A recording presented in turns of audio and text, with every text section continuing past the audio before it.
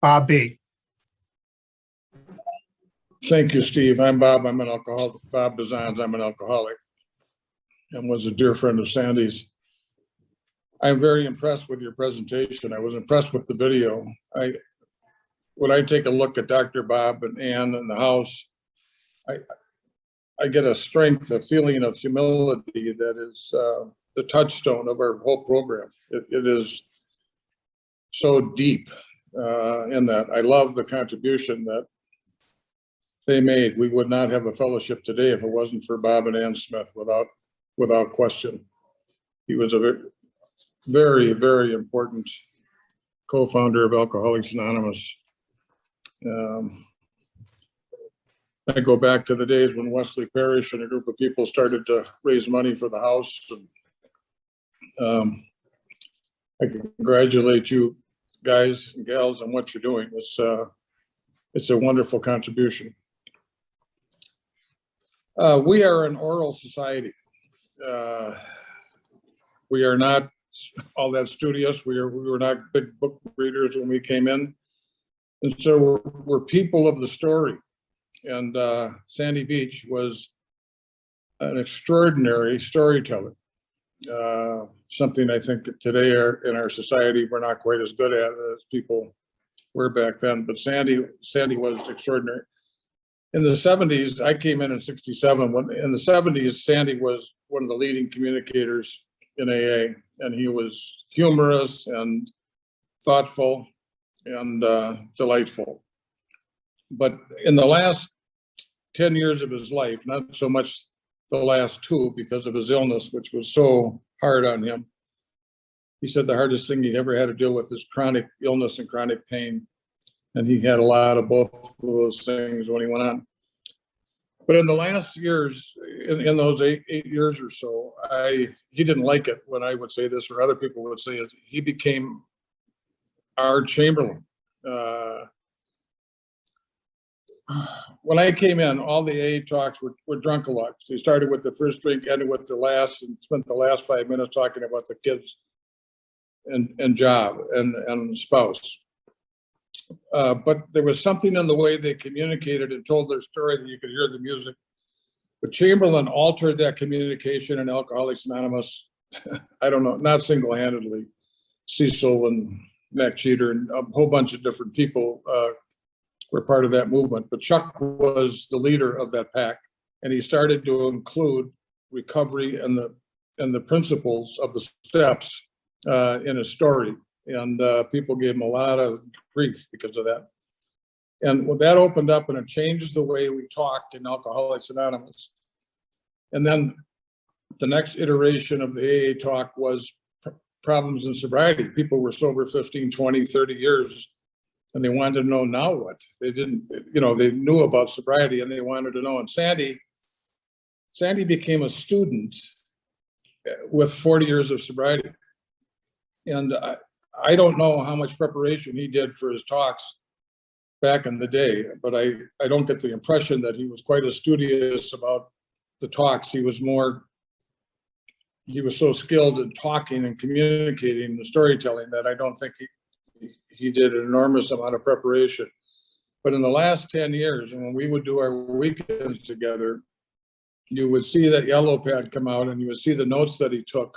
And he had a piercing insight into the principles of our program. And all of us would sit, kind of mesmerized. We, probably could have listened to him read the phone book. But I would say in a weekend, there would be 10 times in the weekend where he just hit something so piercing, so pure, so true, so strong that you were just kind of taken back by what he had said. And even though it was ordinary language and talking about the program, he had a level of spirituality that was what a marvelous contribution. He was and he was a very humble man in his sharing. He had a good sense of himself, and he had a good sense of, what he did well and what he didn't do well. And there are very few people who, if we look, there's lots of people who can give an AA talk, but there are very few people who, a great number of people in Alcoholics Anonymous allowed to be a spiritual teacher in the sense that we allowed and wanted Sandy Beach to be that person. And he did it with a panache and a humility and an insight that was an enormous contribution. And he's still a widely quoted man. And there really wasn't anybody for a great number of years, and still isn't anybody in a great number of years, that had the overall ability to communicate as Sandy did. It is just a treasure that we have. And the good news is we have a lot of Sandy's talks, and we have a lot of different books and different communications that people have that have memorialized his contribution.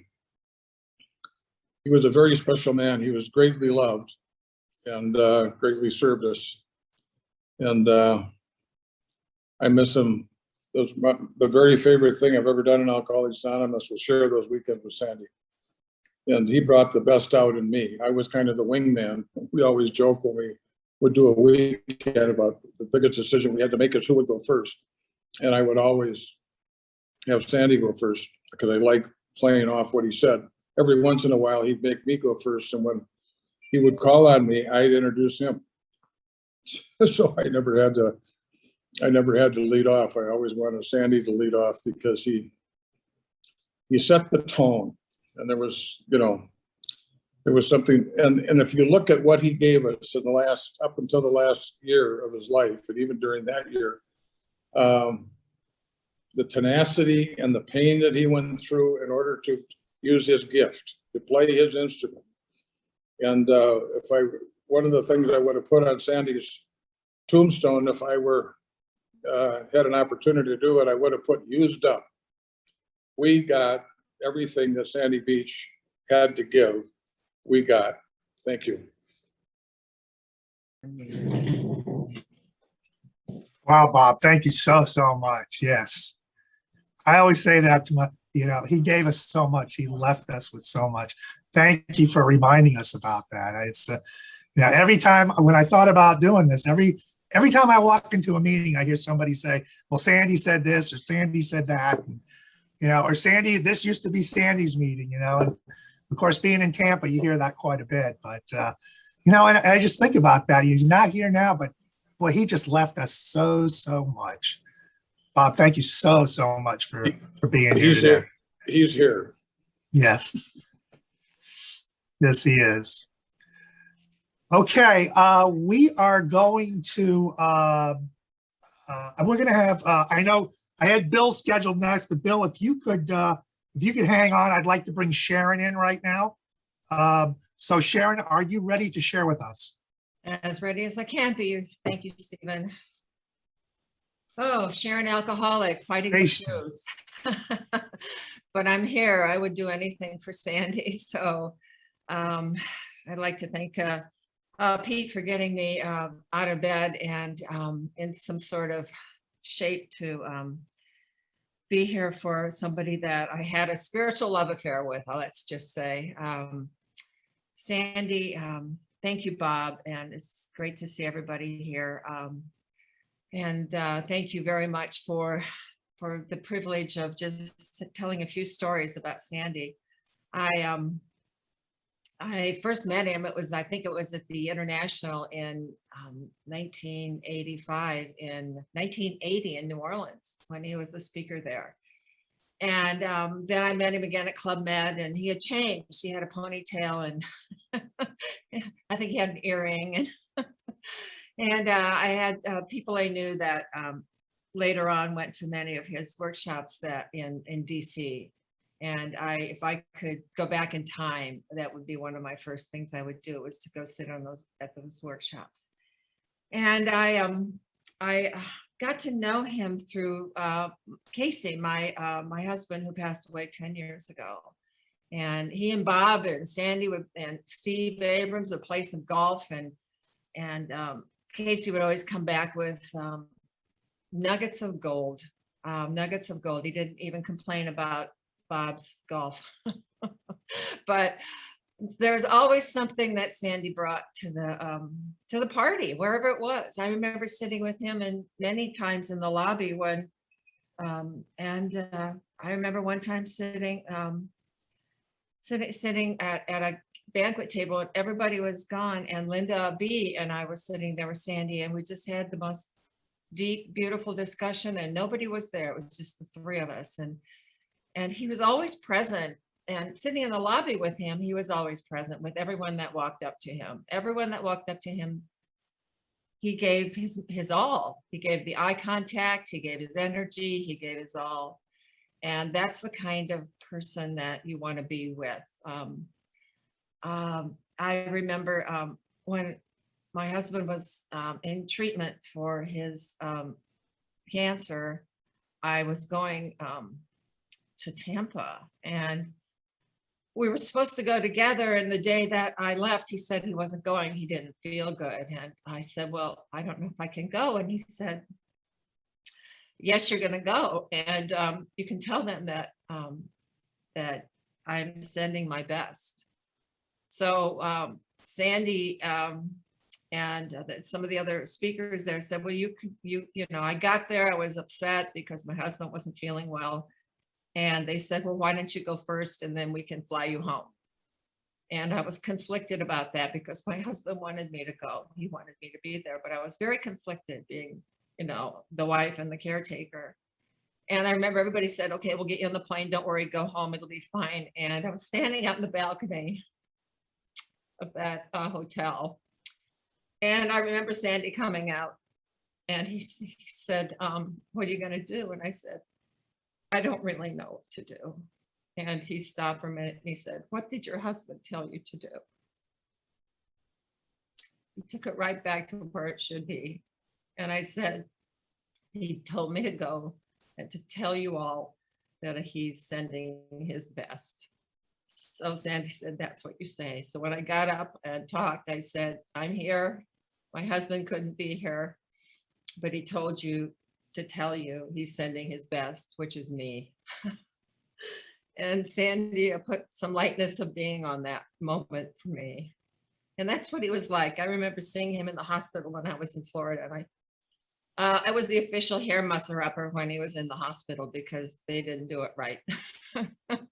So I was the official hair musser-upper, and I would mess up his hair. And I remember I got the privilege of going to, it was, I think it was, yeah, it was in Dallas, the Eagles conference. And Chris couldn't be with him that weekend. So he dropped Sandy in my lap, and Sandy had his little cart, his little, you know, his electric wheelchair and all the goodies on it. And so my job was to make sure he was where he was supposed to be when he was supposed to be there. And it was the easiest job in the world because all I had to do was meet him by the elevator and make sure he was here and make sure he was there. And we had the best time together because I got to take care of him that weekend. It was a privilege.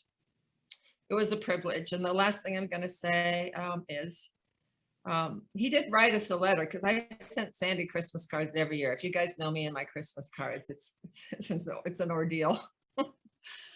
But Sandy always got a Christmas card. And I think after a few years, he started to feel guilty. So he wrote me this letter, you know, that said it was way overdue. And he talked about that he couldn't play golf anymore. And Casey was a pretty good golfer. So he said that what he does do when he misses golf is he'll sit back and he'll imagine a game of golf. He'll imagine a course he's played. He'll imagine a game of golf. And he says Casey's always hitting his shots for him because my husband was a pretty good golfer. So he would always have Casey hit the shots for him in this imaginary golf game. And, you know, and he was very happy that my son was growing up well. And he was like, you know, my father was killed in '99. And when my dad was killed, it was very sudden and it was very sad. And my mother was, you know, 58 years married out of his life. And I was called to take a picture on my dad's funeral, day of his funeral. I was called to take a picture of a contrail in the sky.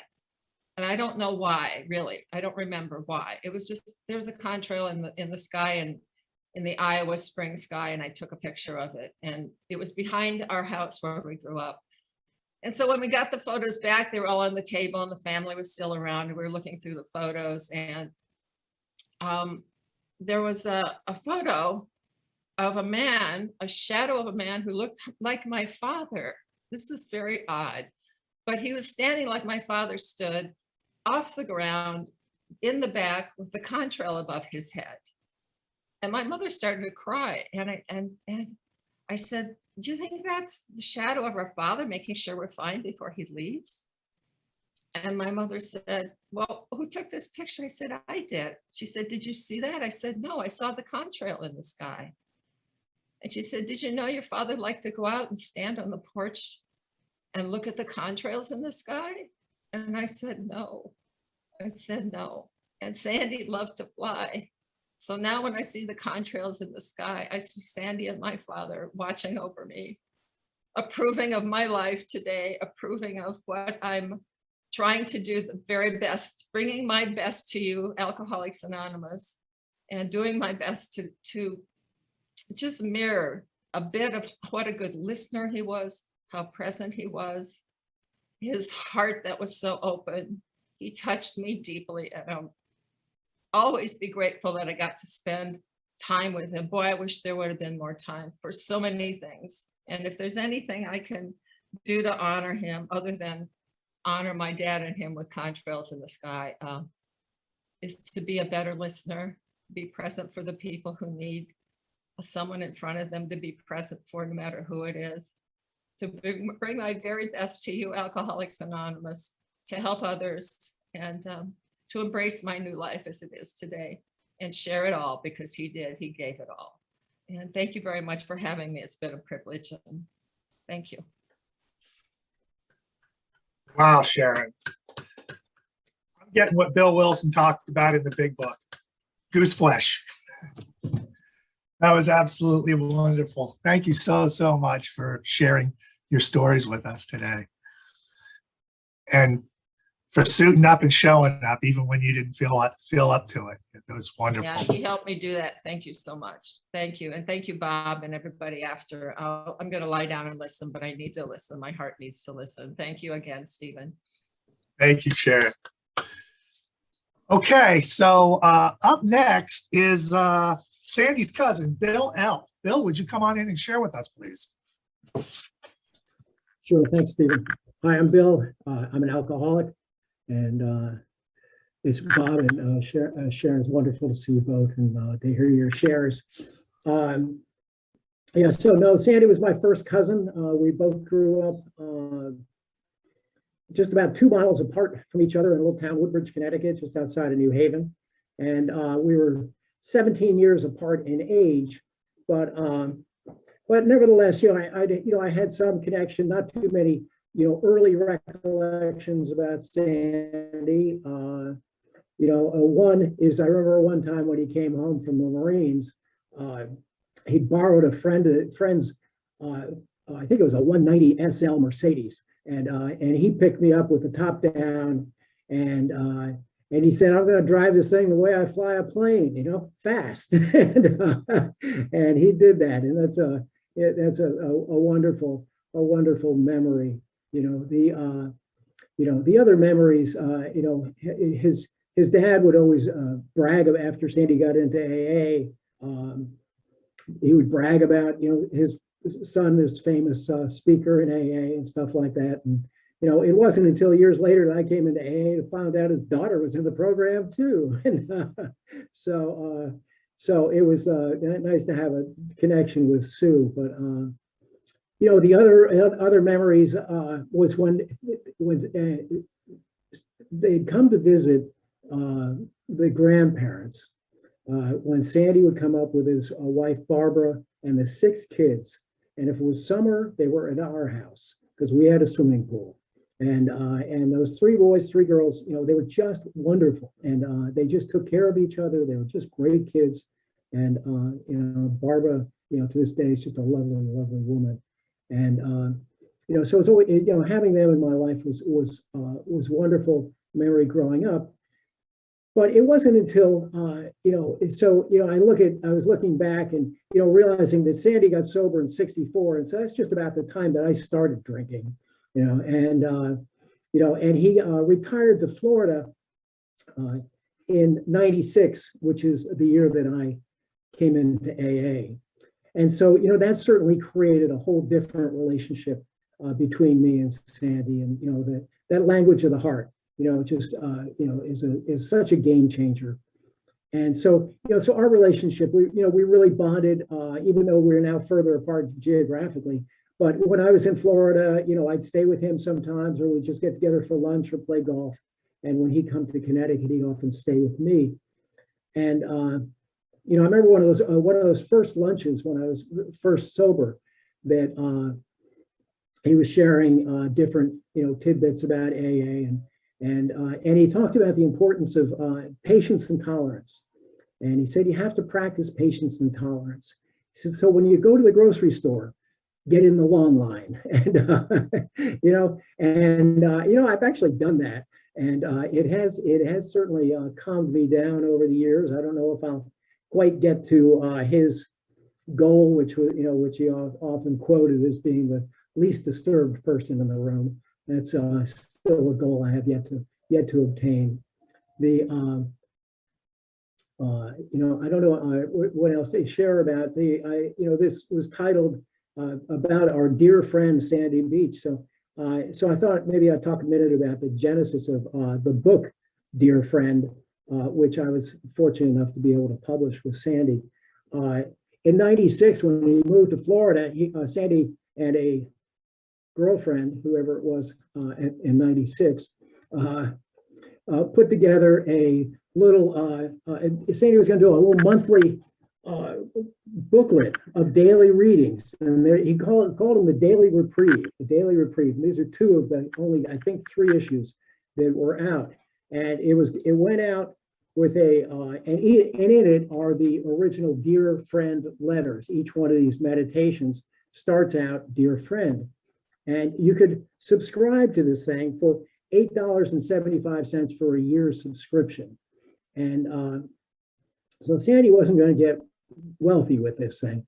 But after a couple of months, he stopped it. And he not only stopped it, he stopped it and returned everybody's money that had subscribed, because he didn't want anybody thinking that he was profiting and making money in any way from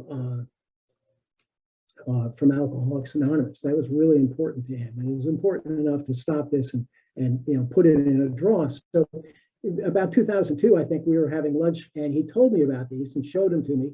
And I said, it would be nice to turn those into a book. And he said, please go ahead and do that. It just, I don't want it. I don't want any royalties. And I said, fine. So I went ahead and started, and we designed a book and put it together and did everything but send it to the printer, when I realized I had no idea how to market to an anonymous audience, and in 2002. So it went in the draw. And, so the years went by, and in 2014, Sandy was coming up on his 50th anniversary. As Bob mentioned, Sandy was in a terrific amount of pain. He was very uncomfortable. And I thought, well, maybe it's time I got off my duff and finished this damn book. And so I pulled it out, called Sandy, said, is it okay if I still go ahead and do this? He said, great, just don't, make sure I don't, it's clear I'm not making any money on it. And so I figured, if nothing else, if I just gave him one copy for his anniversary, that would be worth it. And so it went off to the printer. I got an advance copy. My brother and I happened to be driving to Florida for a different reason, but we brought that advance copy. We were in the car driving to Florida, going to stop in Tampa first, and we got the call that Sandy had died. And so as I never got to present him with the finished book, but it was such a privilege to be able to do that. People really, warmly received the book. And so he wrote just over 100 entries. So I did 2 volumes of Dear Friend, which had been as a weekly thing. And then later, Sandy had, really thought his Steps and Stories talk, which you're going to hear the first version of chapter of first installment of you'll see the video, which I'm really looking forward to seeing. But I took the recordings, I took the CDs of that and transcribed that and put it into book form for people that like to underline.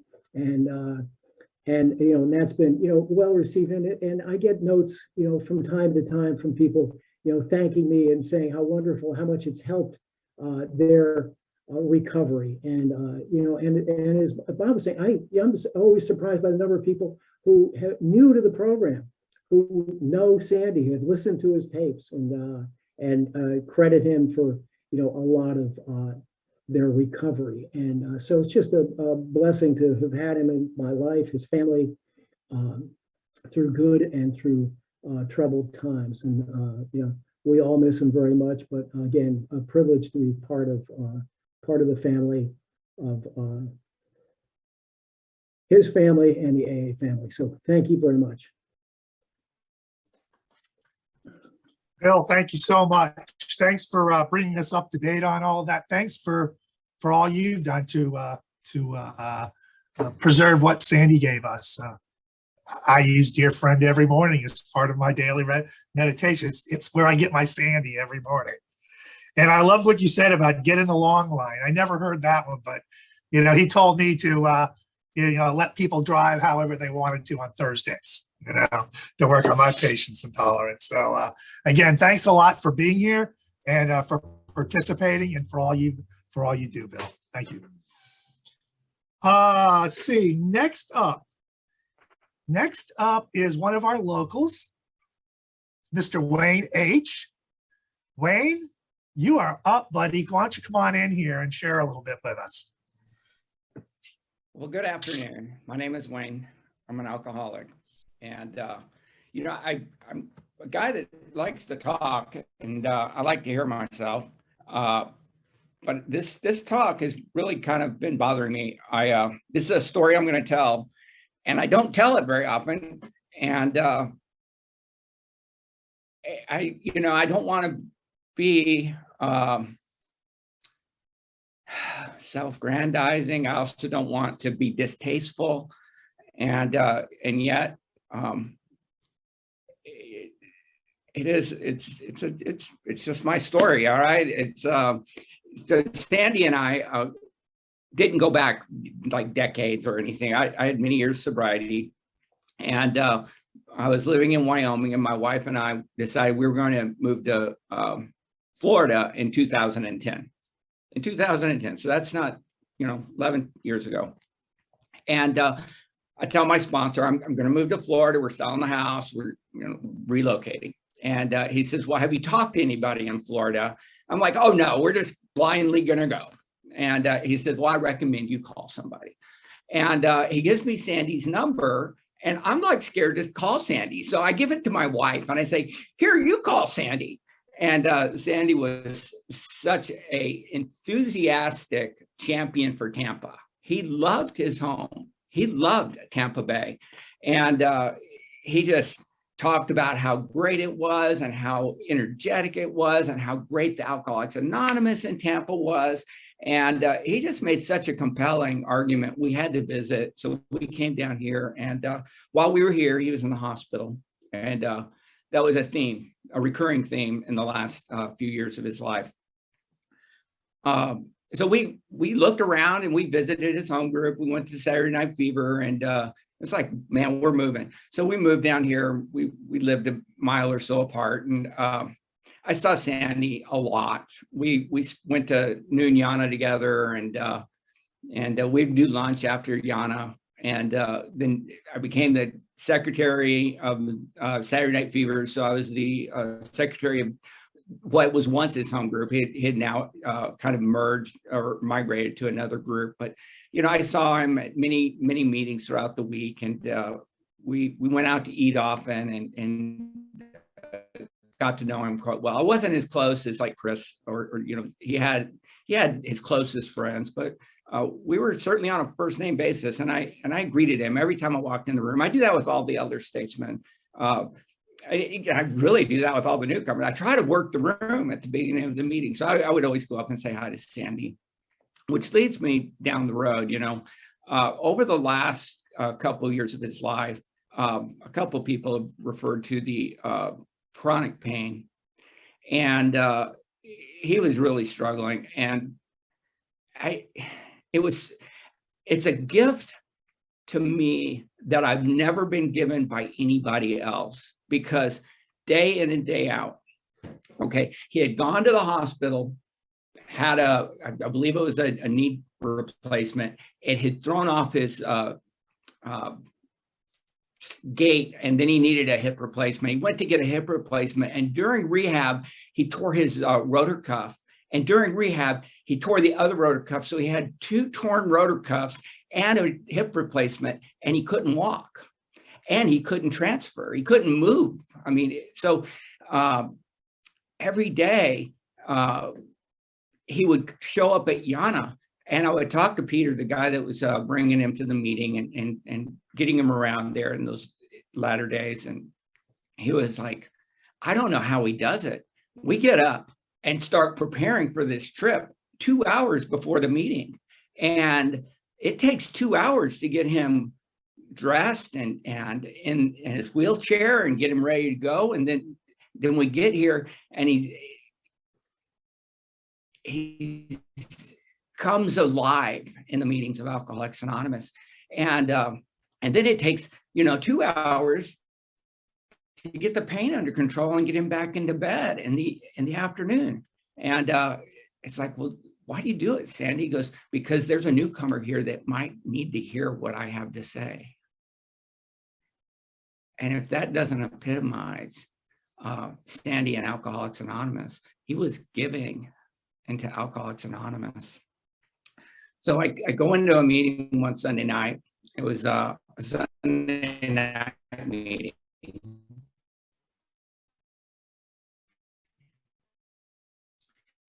And that Sunday night meeting was not very popular at that time. Excuse me. And so I sit down next to Sandy, and I greet him, and I ask him how he's doing. And he asked me a question about how my work is going, and I'm just chatting. And they open the meeting, and they open with the 12 and 12. And it was a 12 and 12 meeting, and they open with the first step in the 12 and 12. And they go to start the meeting. They said, would anybody like to open the reading? And that's like the moment of silence. That's the next moment of silence. And it's quiet for a second. And Sandy goes to speak. And by that time, he was not energetic like I remember him. He was timid and quiet, and he couldn't quite spit out the words. And somebody else leaped in, and he was polite, and he'd let them speak. And so they began to read, and they got about through the first sentence, and Sandy, he cried out in pain. He just said, "Ow!" And I reached over to grab him by the arm so he didn't fall out of his wheelchair. I was worried that he was going to fall. And he leans forward, and he puts his head on the table, and he sits back up a second later, and he just slumps, and I grab him so he doesn't fall. And there was a doctor in the room, Brad, and he comes around, and there was a nurse in the room, and she comes around, and they both take him and start checking his pulse, and Sandy had passed away. And we sit there and we prayed, and people start moving around, and there was a person visiting from out of town. There's 12 people there that night. I thought, what a spiritual number. I did have a presence of forethought to like count how many people and try to figure out what was going on, and there was somebody visiting from out of town. So anybody can always say, yeah, I was there that night that Sandy passed away in the meeting of Alcoholics Anonymous. But only one person can say he died in my hands. And I don't mean it to be dramatic like that, but I got to be there as he passed. And he had to do not resuscitate, and the paramedics showed up, and they were eager to save him. And his daughter Conway showed up with the do not resuscitate, and we were able to see him off. And he was a blessing to the community of Tampa, the country of the United States, and the world. You hear Sandy stories from all over the world. I don't share this story very often. It was very interesting. I was at Founders Day in 2015, and I'm standing in line for the taper, and I get up there and I'm looking at some of the tapes. I'm going to order the package. And he starts telling me about Sandy Beach. He starts telling me about that last meeting. And I sat there and I listened, and he had the facts kind of close. I mean, it was close enough. And I just like, man, this thing's becoming a legend. And I couldn't even say, you know, I was there. It doesn't seem appropriate. So this is probably the second time or third time I've ever told it to more than one person on a one-on-one basis. I hope I did it in good taste and not in distaste. Thank you for letting me share. Thank you, Wayne. I like to think we're pretty close. I've never heard you. I never heard you tell me that story. So thanks for sharing it. As I told a lot of people here today that are sharing, you know, there may be some things that you need to share that some of you need to share that you've never shared before with a lot of us. So thank you for sharing your experience with us today. And now it's time to get back to work, buddy.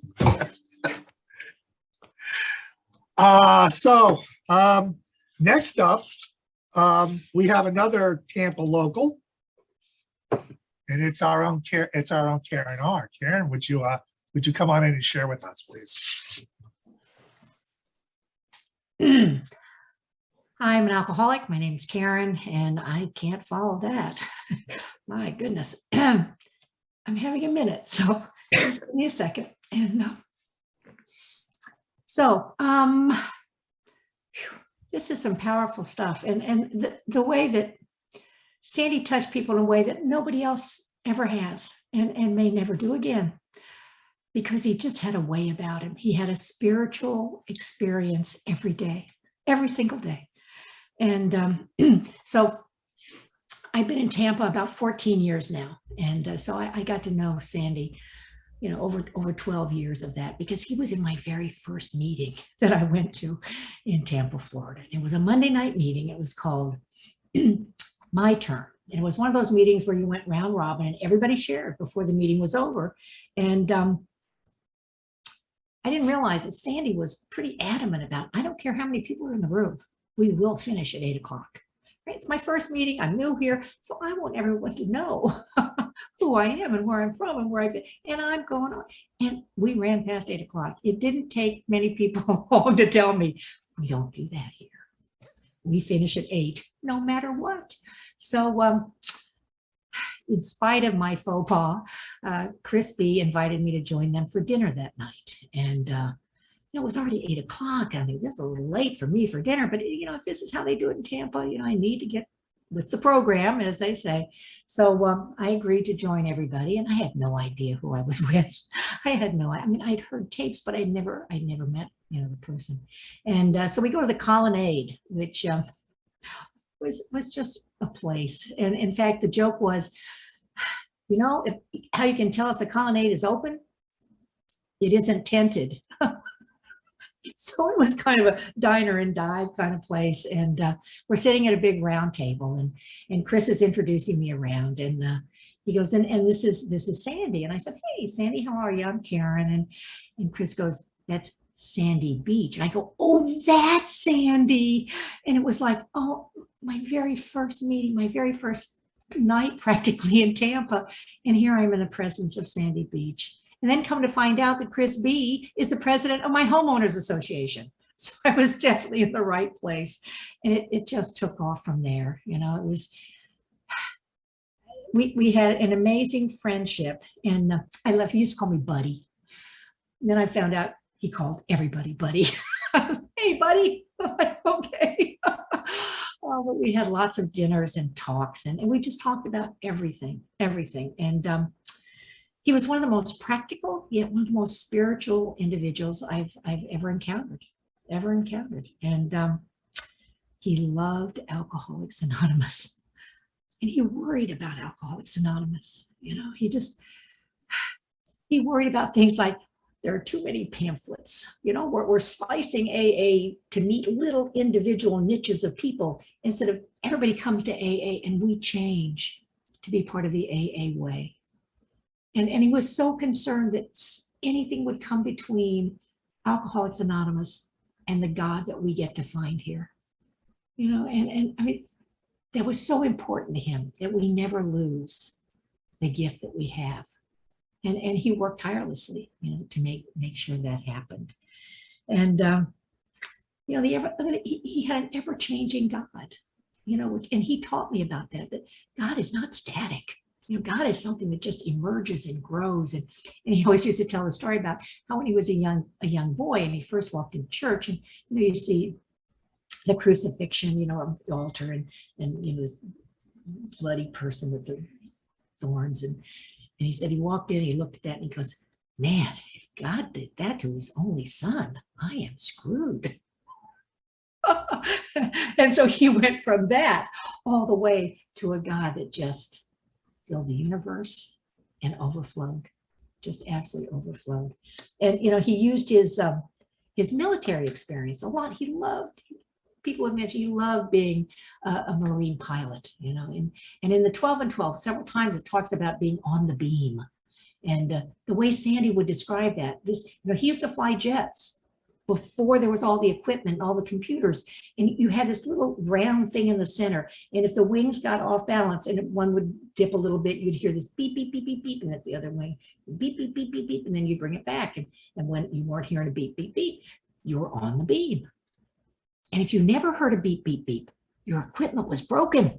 So we've got to be constantly alert and diligent to making sure that our equipment's not broken and we're hearing the beep, beep, beep when we need to.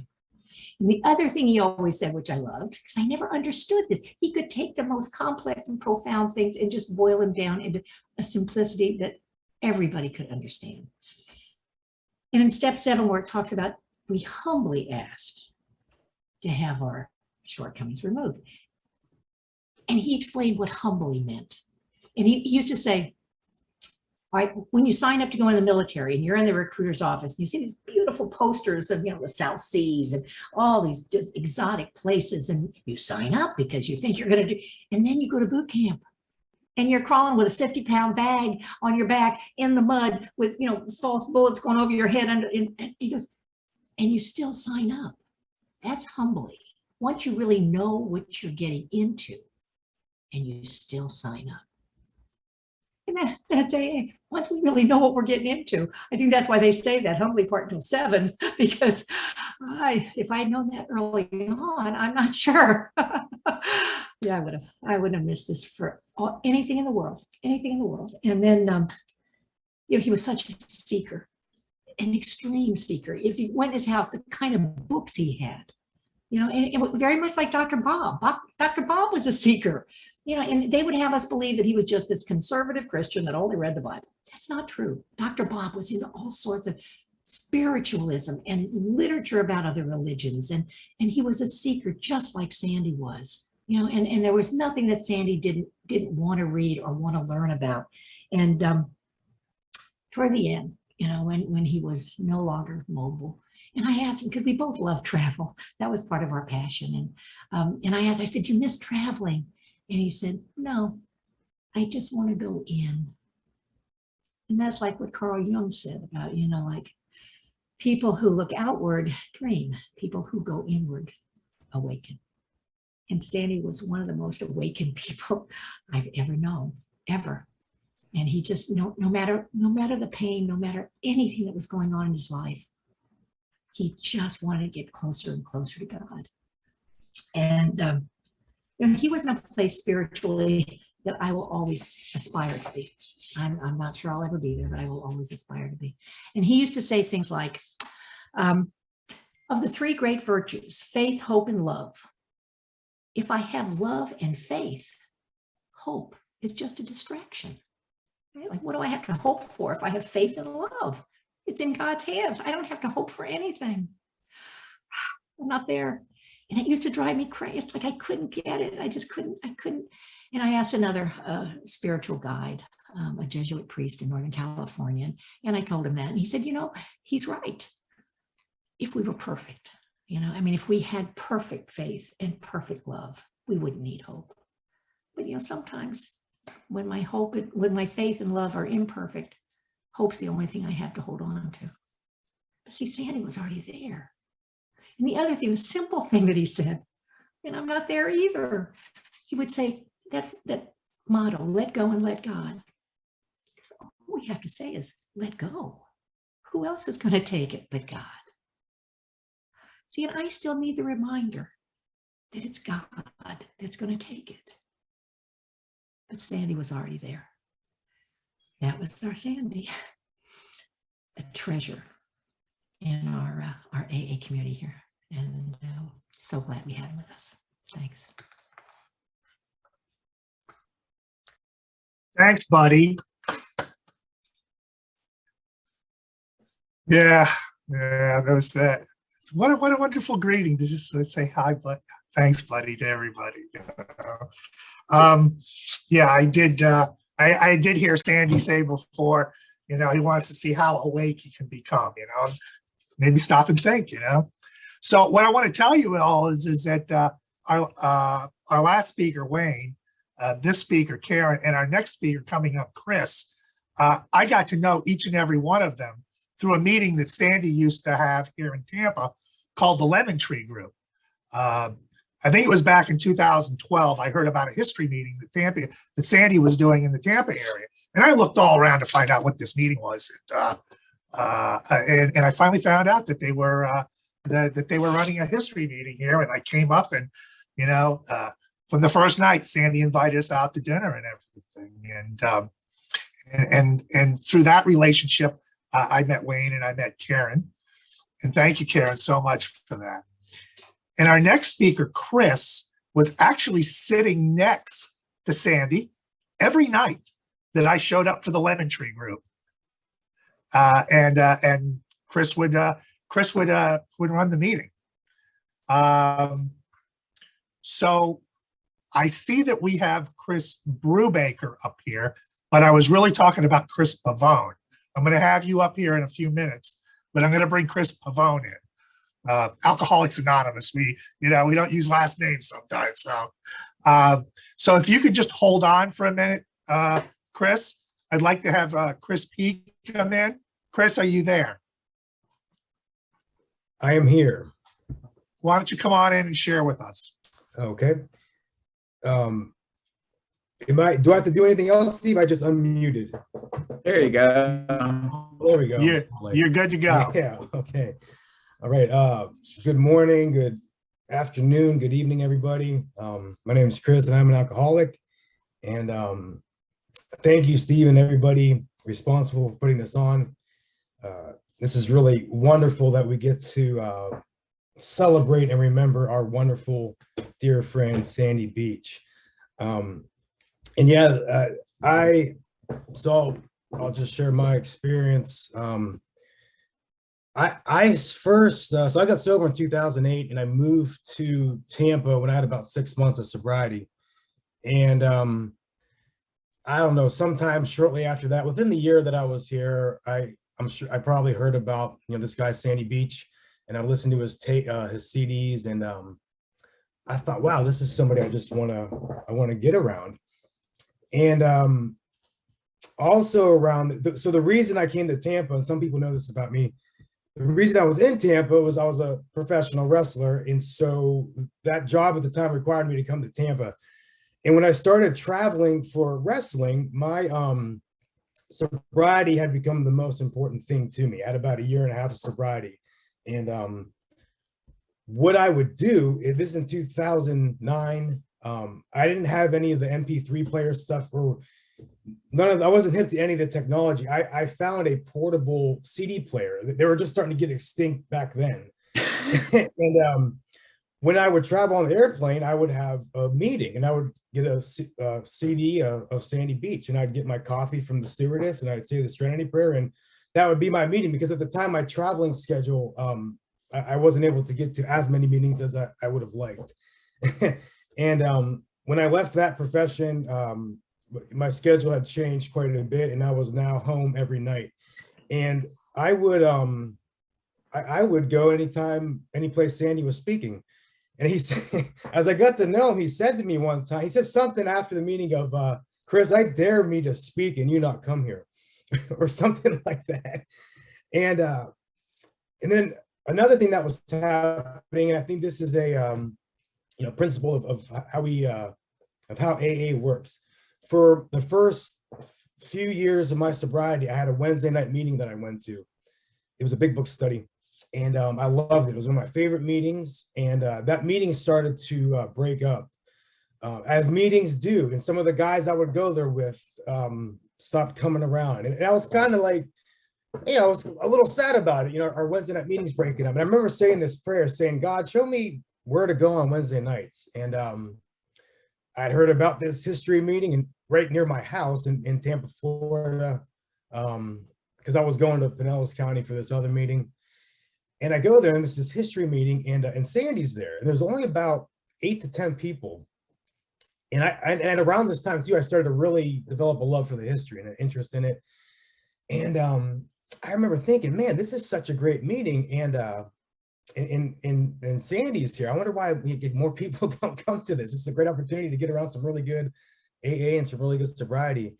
And it was from there that Sandy and I developed our friendship. And this is also around this was like the fall of 2011. And I can't remember now, right, all the times he would kind of be in and out of the hospital, but he started to have his physical, limitations and that sort of thing. And one night he asked me to go to dinner with them, and that was a really big deal for me. And then that became like our regular Wednesday night thing for quite a few years. And because he couldn't get into his his convertible car anymore, I had an SUV at the time, because he couldn't bend low and he needed something higher up. So I started bringing him to meetings, and that was just a huge highlight of my sobriety. And I got to, walk him up to his room in his condo, make sure he got up there, and, help him with when he had the walker, then he had the wheelchair. And then that kind of morphed into Tuesday night. So Tuesday night we'd go to a meeting, and we'd go to dinner after, and then Wednesday night. And I was teaching school at this time. I was a school teacher. So my work hours were 7 a.m. to 3 p.m. And there were many evenings where I was very tired. But the rule I made with myself was, no matter how tired I am, if Sandy asked me, you want to go to dinner, buddy? I'm going. And I remember I'd tell my sponsor, man, this is this is really great getting to hang out with Sandy. And my sponsor would always tell me, he said, man, get around him as much as you can. All of these old timers that we have here. He's like, get around these people. And so about the last 3 years of his life, it's one of the highlights of my sobriety, and just really all my time of getting to ride with him, getting to take care of him, and just be of service to him, to someone that gave so much to me and so many of us. And there's some funny stuff with that, as we know, especially as Sandy got a little physically weaker. He could be very stubborn, right? And so one of the meetings we would go to was Palmacia Church, and the streets around the church are cobblestone or brick. And we'd have his walker in the back of my SUV, and I'd park, and I would hurry up and try to get the walker out as quickly as I can and bring it around to the passenger side, because if I didn't get there quick enough, he would just get out and start walking, on his own without until I got there with the walker. But I didn't want to make it look like I was trying to rush him or hurry up and help him. So, and then, I'll just close with, like so many of us here, it was just such an honor and a privilege to get to be able to be friends with Sandy. We both had a love of model railroading. We had that in common as well. This thing behind me here is a very detailed HO model railroad. And right when Sandy, about a few months after he passed away, I made this. This is a, for my model railroad, I needed a cold storage facility. So I thought I'll name it after him.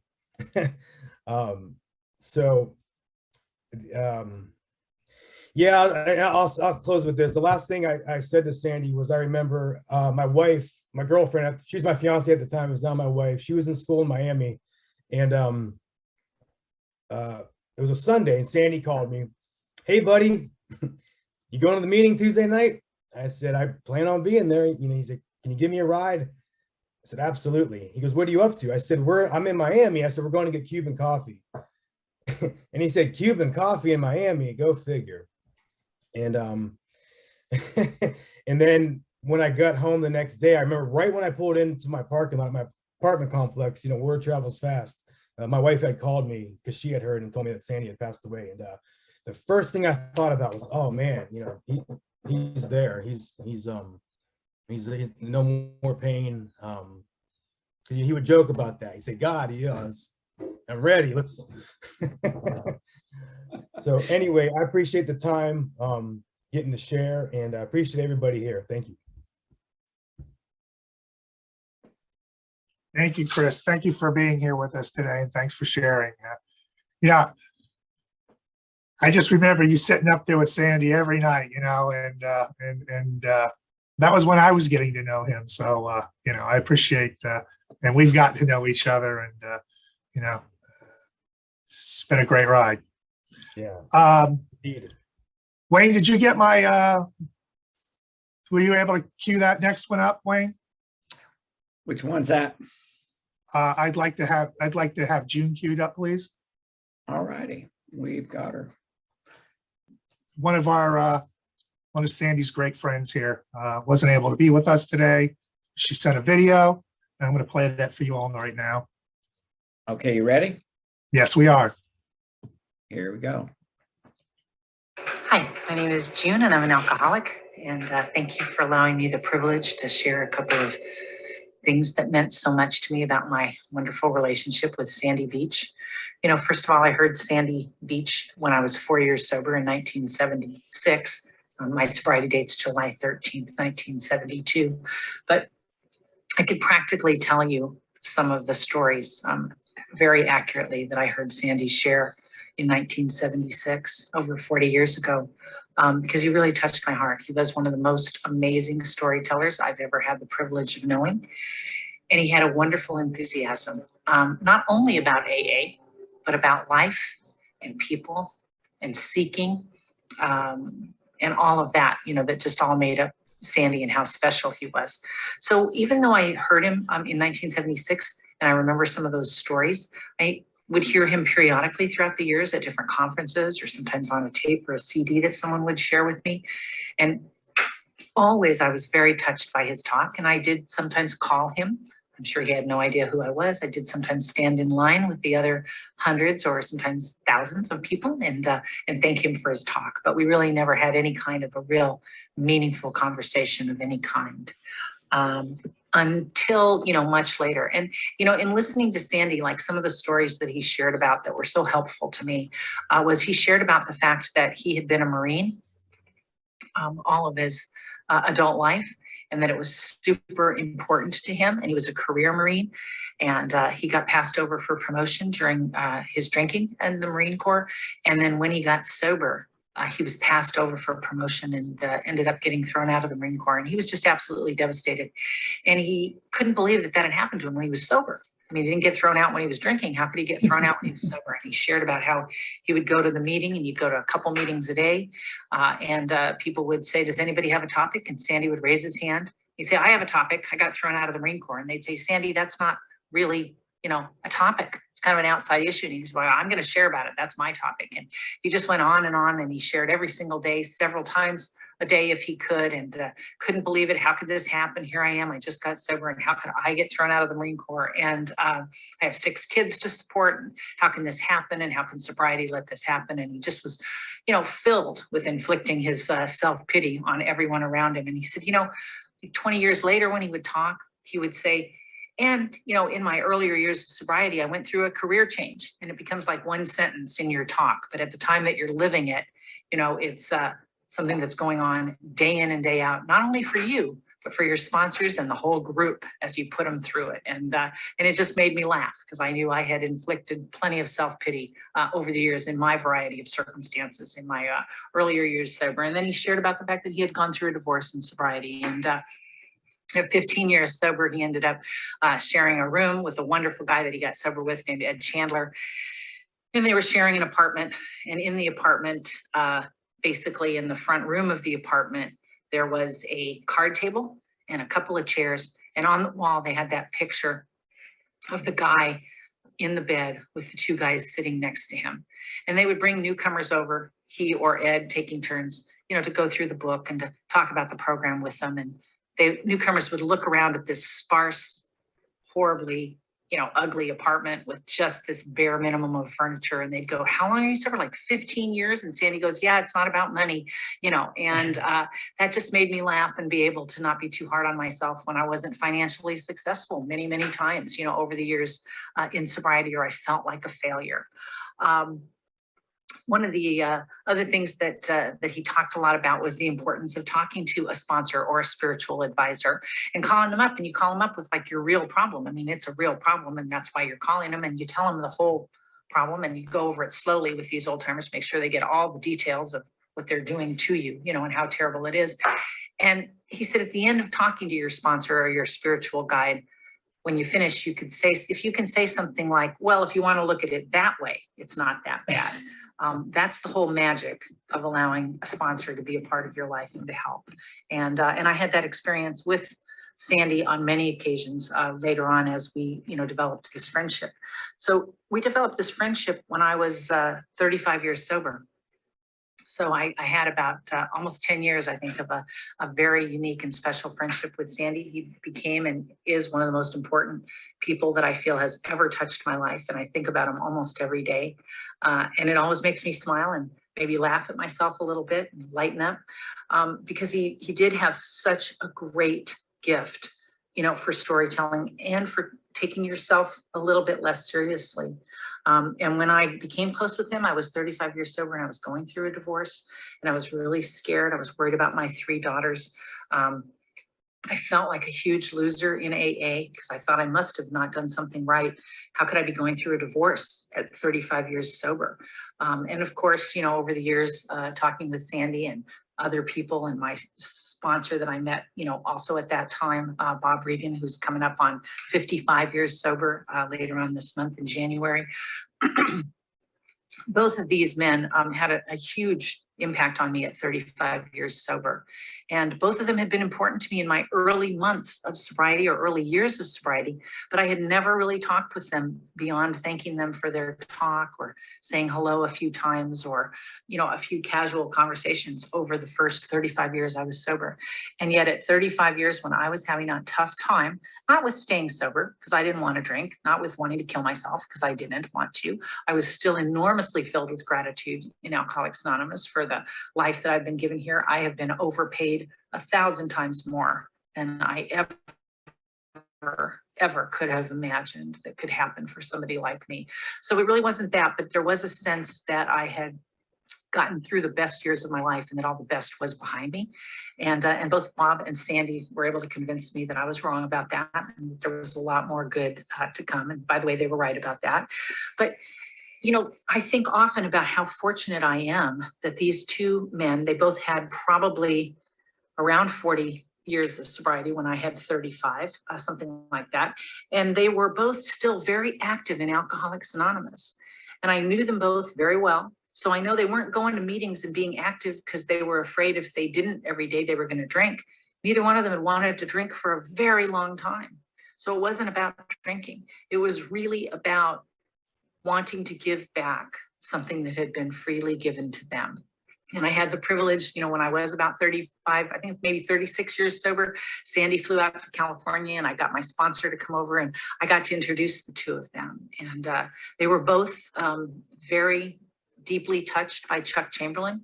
My sponsor, Bob, had been sponsored by Chuck for 15 years. And Sandy had, met Chuck, and they both, of course, had, read the new pair of glasses. My sponsor was one of the 67 men that was actually at that retreat when it was filmed. And so they had a lot of great stories to share. And that meant a lot to watch these two guys that, meant so much to me, have their own unique and special relationship in Alcoholics Anonymous, having never known each other and yet have so much to share.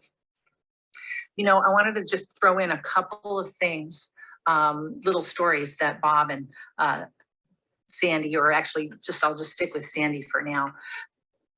Sandy shared a lot about what's the story you're telling yourself. And that's been really important to me, over the years, because I suppose, I'm a parent. I don't know about everybody else, but I imagine that most parents like me sometimes have those days where we think, wow, what did I do wrong? Or what should I have done different? Or how I could have done something better. And I certainly thought that when I came out of that marriage. Should I have done something different? What did I do wrong? What about that, or whatever?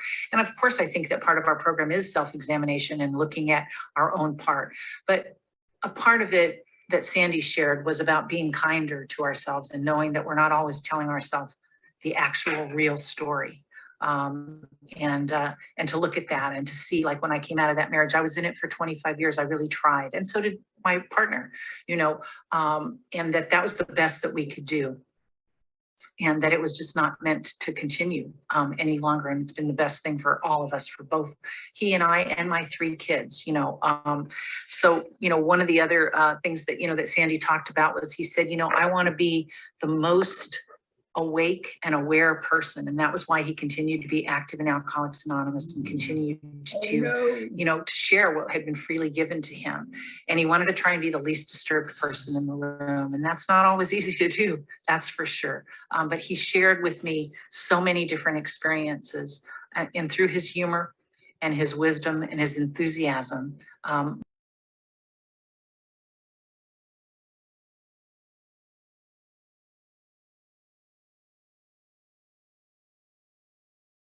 and I also look forward to the friendships that I'm going to make, just like Sandy did, even though I haven't met some of you yet. Thank you. Oh, I am so sorry. My hand slipped. Okay, Wayne, everybody could still hear it. We're gonna have a few faux pas as we go along, but it was great. I mean, I remember when June sent me that last week, and I first heard it. I thought, what an incredible talk! What another incredible experience in a way that Sandy touched so many lives, and how she was able to relate that, the history behind that, and everything else. I can't thank her enough. And the other thing that I think about is, I know Bob's on vacation somewhere, and I know that Sharon wasn't feeling well today, and June couldn't be with us today. And there was, through the magic of virtual meetings and stuff, there's no reason that we can't attend a meeting anymore. So I really want to thank everybody for going over and beyond to present this today. So our next speaker was is a guy that when I first came around, he was with Sandy day, noon, and night. Every convention I went to, there he was with Sandy, and I actually envied him that he got to spend so much time with Sandy. But we always only see things from one side or the other. And I know that Chris has quite a bit to share, and I would like to invite him to come in and share with us. Chris, would you please come in and nope, wrong Chris. I need Chris with a C now, not Chris with a K. Chris B. Chris B.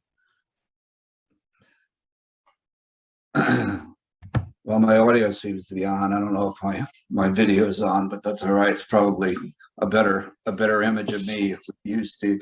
My name's Chris. I'm an alcoholic, and I'm very grateful to have participated in this and gotten to listen to all these wonderful things. And I don't want to also want to thank Cheryl and Steve for the opening Dr. Bob's house tour. That was really wonderful. I really enjoyed that as well. Sandy and I were very close. In 2002, I had gotten to Tampa, and I had really had a difficult time with Alcoholics Anonymous, and I just didn't feel comfortable in it. And it had been 12 years since I'd had my last drink, and things had really kind of spiraled in my own head, and I sort of had one of those emotional bottoms that some of us hit, maybe many of us hit. And I realized I had to get back to AA. I hadn't been participating in AA hardly at all. So in 2002, I walked into a meeting, and I sat down, and it was, a Monday night meeting at actually it was a Wednesday night meeting at Bayshore Church, and about 30 people there, 25, 30 people. The room was pretty full. I had the meeting's over. I walk outside, and I just was one of those people that just was not very good at engaging. And there's this guy standing there, and I said, and he had shared, and it was really interesting. And I said, wow, let me ask this guy, how do I go to meetings? And that's how raw I was.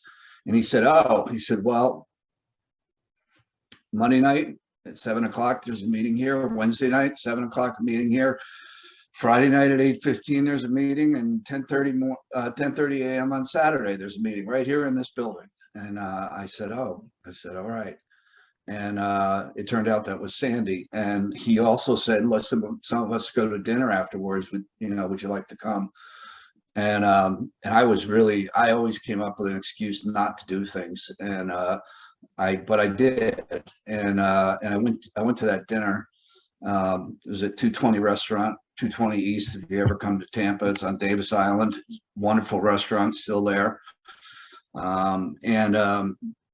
That started my relationship with Sandy. And a lot of people think he was my sponsor, but he really wasn't. He was just a very, very dear friend. And I had another sponsor named Guy King, who was very special as well. He just passed away this past year. But Sandy and I just developed a friendship where we were just around each other, and I wound up coming to those meetings. He was at the meetings. He seemed like a person I could get comfortable with, and so I did. And that just developed into a really special relationship. In 2005, I met my wife, Christine, who was to become my wife in 2007. And through that period, she got to know something about Alcoholics Anonymous. She was not a member and didn't qualify, but she got to know Sandy, because I was going to dinner 5 nights a week with Sandy and a group of people. It was probably 5 to 7 of us at least. Sometimes it was up to 15 or 20. And it was just that he loved that after the meeting. And there was nothing more important to him in his life than what was going on in a meeting, and the fact that there were newcomers there. And I've loved everything everybody has shared.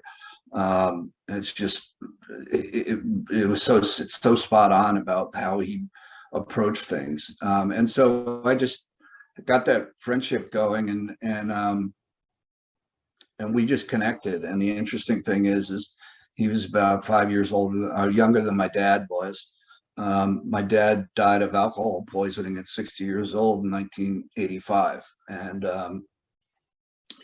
my dad grew up in Woodbridge, Connecticut. And I had 2 brothers who went to Yale, and Sandy went to Yale. I didn't have anybody. My dad was in the military in World War II. He fought in World War II. And and he instilled in us all those certain things. I had 26 years with my dad, or 24 years with my dad, and I was very grateful for that. And he was a wonderful man, but he had an alcohol problem, and he never found a solution, unfortunately. But Sandy and I just sort of clicked on I don't want to say a father-son level. It wasn't that way, but it was just such a dear friendship that I was able to be around him as he went off to all of his conferences, and he would always come back, and we would always talk about what happened in the conferences. And I want to talk a little bit about not the AA stuff, just the regular stuff. Sandy loved soccer. He loved the English Premier League before anybody loved the English Premier League that I knew, and I thought I knew everything about sports, and I didn't. He taught me about the English Premier League, and we would watch games together, and would just hang out in his house and be great. He always had these cars around. Chris P talked about the trains, how much he loved trains, and he loved trains, and he also loved having these little metal cars around. So he had all these metal cars in his apartment, and he lived in a 20-story apartment complex. There was a condo thing, at least when I knew him, here in Tampa, and someone else talked about how much he loved Tampa. Wayne was talking about that. It's just so true. He absolutely loved to talk about how wonderful Tampa was, and it wasn't really his original idea, but somebody had suggested that he came here and he fell in love with it. Well, he lived on the second floor of a 20-story apartment complex, which I found odd. If it had been me, I'd want to be on the highest floor. I always want to be up, be able to see. And he said, no, the way I look at it is I go out on my porch, and if I look straight out, it looks like I've got this big, huge front yard. And I just was like, how do you even think about stuff like that? And he just loved the simple things in life. He loved convertibles.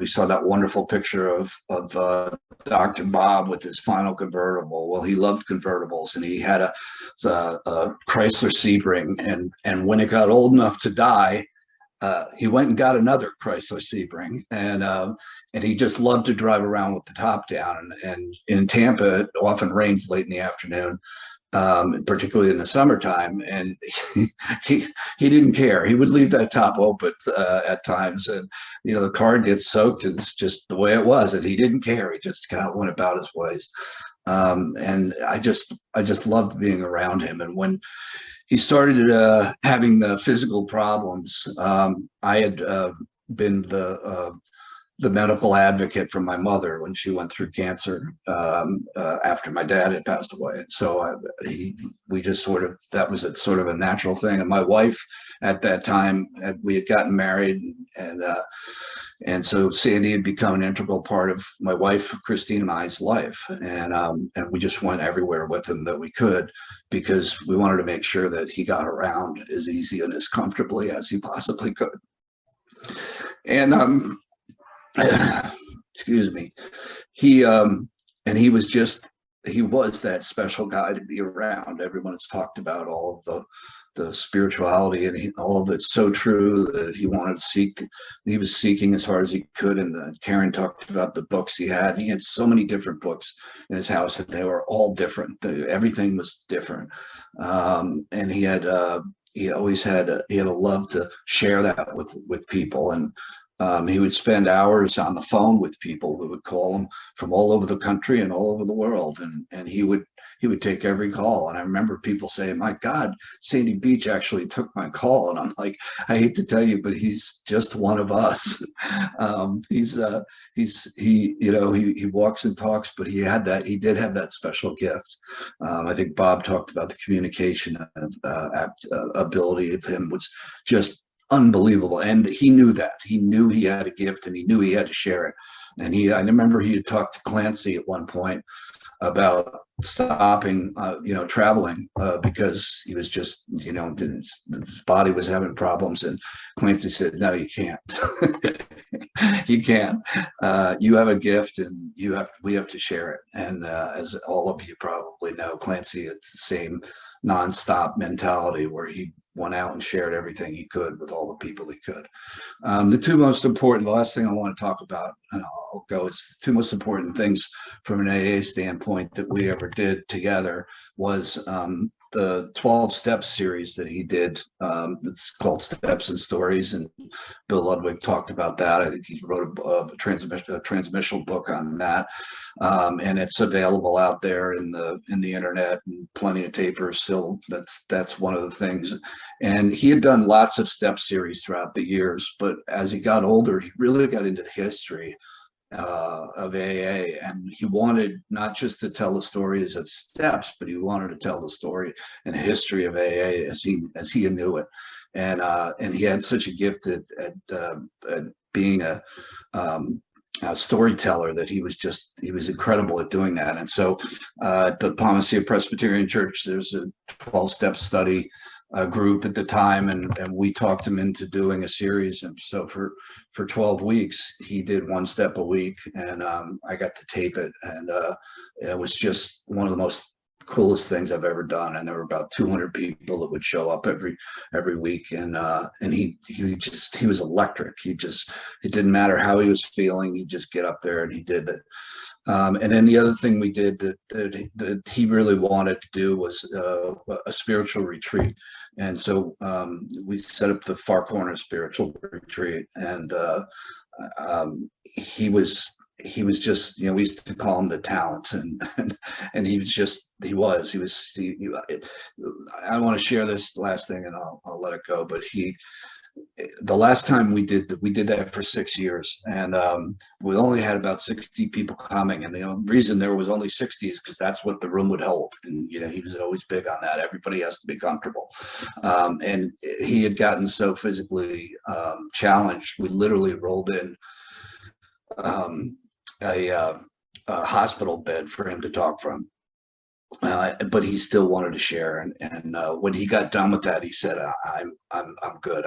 I'm finished." And so those two things, I know he felt like were like the two most important things that he completed as he was getting on and having such physical problems. When he died at a meeting just like it should have. If just some people, as Wayne shared, on the first step, he loved that phrase, "Who cares to admit complete defeat," which is right in the beginning of the 12 and 12. And I just always picture him as just being right in that moment, and God coming down and saying, "Okay, my friend, it's time for you to go and come with me." And he was so happy, because I know he looked so forward to that. I'm so grateful to be able to have shared tonight. And I thank you all for being here. And thanks, Stephen and Cheryl, for inviting me. Thanks. Thank you, Chris. Thank you so much for being here today. Thanks for sharing your stories with us today. We've all been blessed by him, and you seemed like you were overpaid even, that's awesome, man. So thank you so much. And I didn't know that you got to go to all those conferences with him. That's wonderful. Okay, so we still got about 4 speakers left. Our next one is somebody that I know very well. I was just talking to him the other day. And they had a surprise 50th anniversary for him a number of years ago. And he was telling me how surprised he was, and that Sandy was there. Tommy M., will you please come in and share with us? Thank you, Stephen. Good morning, good afternoon, good evening. What a wonderful day to be sober. Tommy M., alcoholic, member of the Back Porch International Group. Boy, I am touched by everything that I've heard today, especially the trip through Dr. Bob's house, and the sharing that I've been there several times, but this was just special. And I want to talk a little bit about, I want to talk about Sandy, but Sandy and I got sober in the same year, 1964. And I got a little note in the top of my page here that says, we, we, if you're new in AA, you're part of the we. And the history that we heard today is incredible. And I want you to know that we have to do the work. We have we have people in our lives that we want to be just like, and we have to do the work if we want what they got. And they continue to do the work. So they drag us along and help us out. We're all loaded with anger and fear and resentments and self-pity. And you see somebody like Sandy or a couple of other people that they just got the light and it's just shining. When I got sober January 31st, 1964, and at 8:29, I walked through the door of an AA meeting, and was two guys there. Thank you, God, for the we part of the program. Because at 8:29, I didn't want to, the meeting started at 8:30. And I want to sneak in there and I want to get out of there. And I don't even know what AA is all about. I was so afflicted with this disease. It told me what I was going to do, where I was going to do it. And I tried to stop drinking so many times and I just couldn't do it. So these guys brought me and my wife to be up front, told them that they would talk to me after the meeting. The meeting ended and I tried to escape. Now there's three big guys there. And one of these guys said to me, "You an alcoholic?" I said, "Absolutely not." And I didn't think you could ask me that because this is Alcoholics Anonymous. And that's my attitude. There's a couple of guys trying to help me out. And, these old timers are very, very tricky. And they ask you very unbelievable questions like, "Well, do you like what happens to you when you drink?" And I said, "I hate it." Now, if those two guys weren't there, I don't know where I would be today. They asked me if you could go to a meeting tomorrow without drinking. I said, "Absolutely not. I drink every day. I need to drink." He says, "We don't care if you show up drunk. We'll be waiting for you. And here's the address."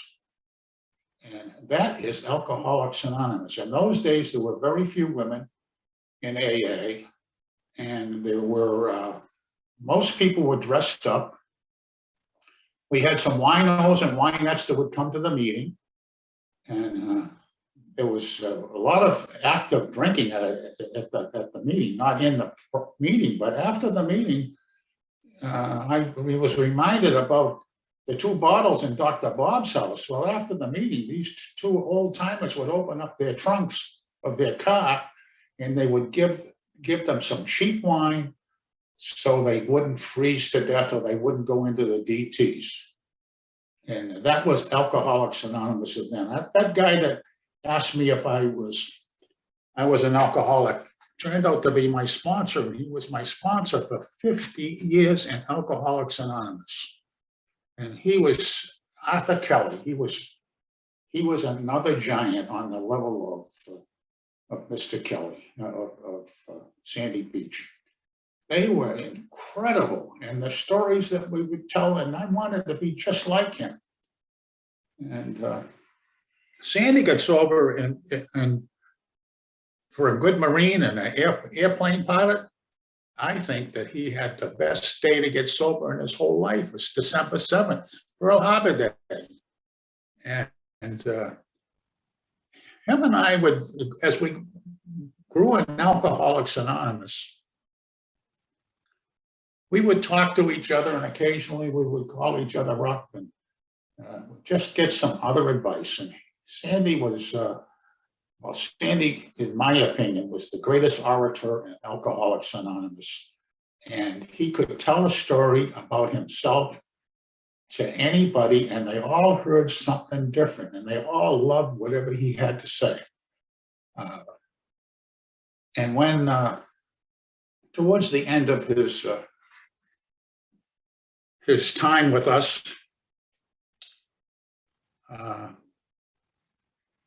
My beautiful wife had a big surprise party for me when I was celebrating 50 years, and I'm a pretty hard guy to.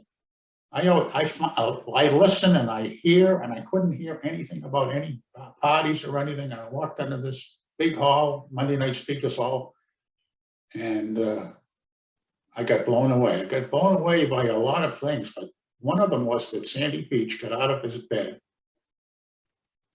came over in a wheelchair to celebrate, I'm going to say celebrate our anniversary, because we were both in the same year.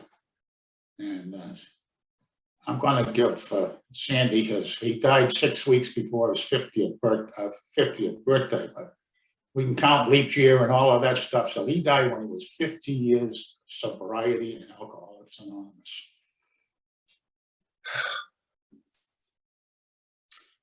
I don't know. I'm another seeker.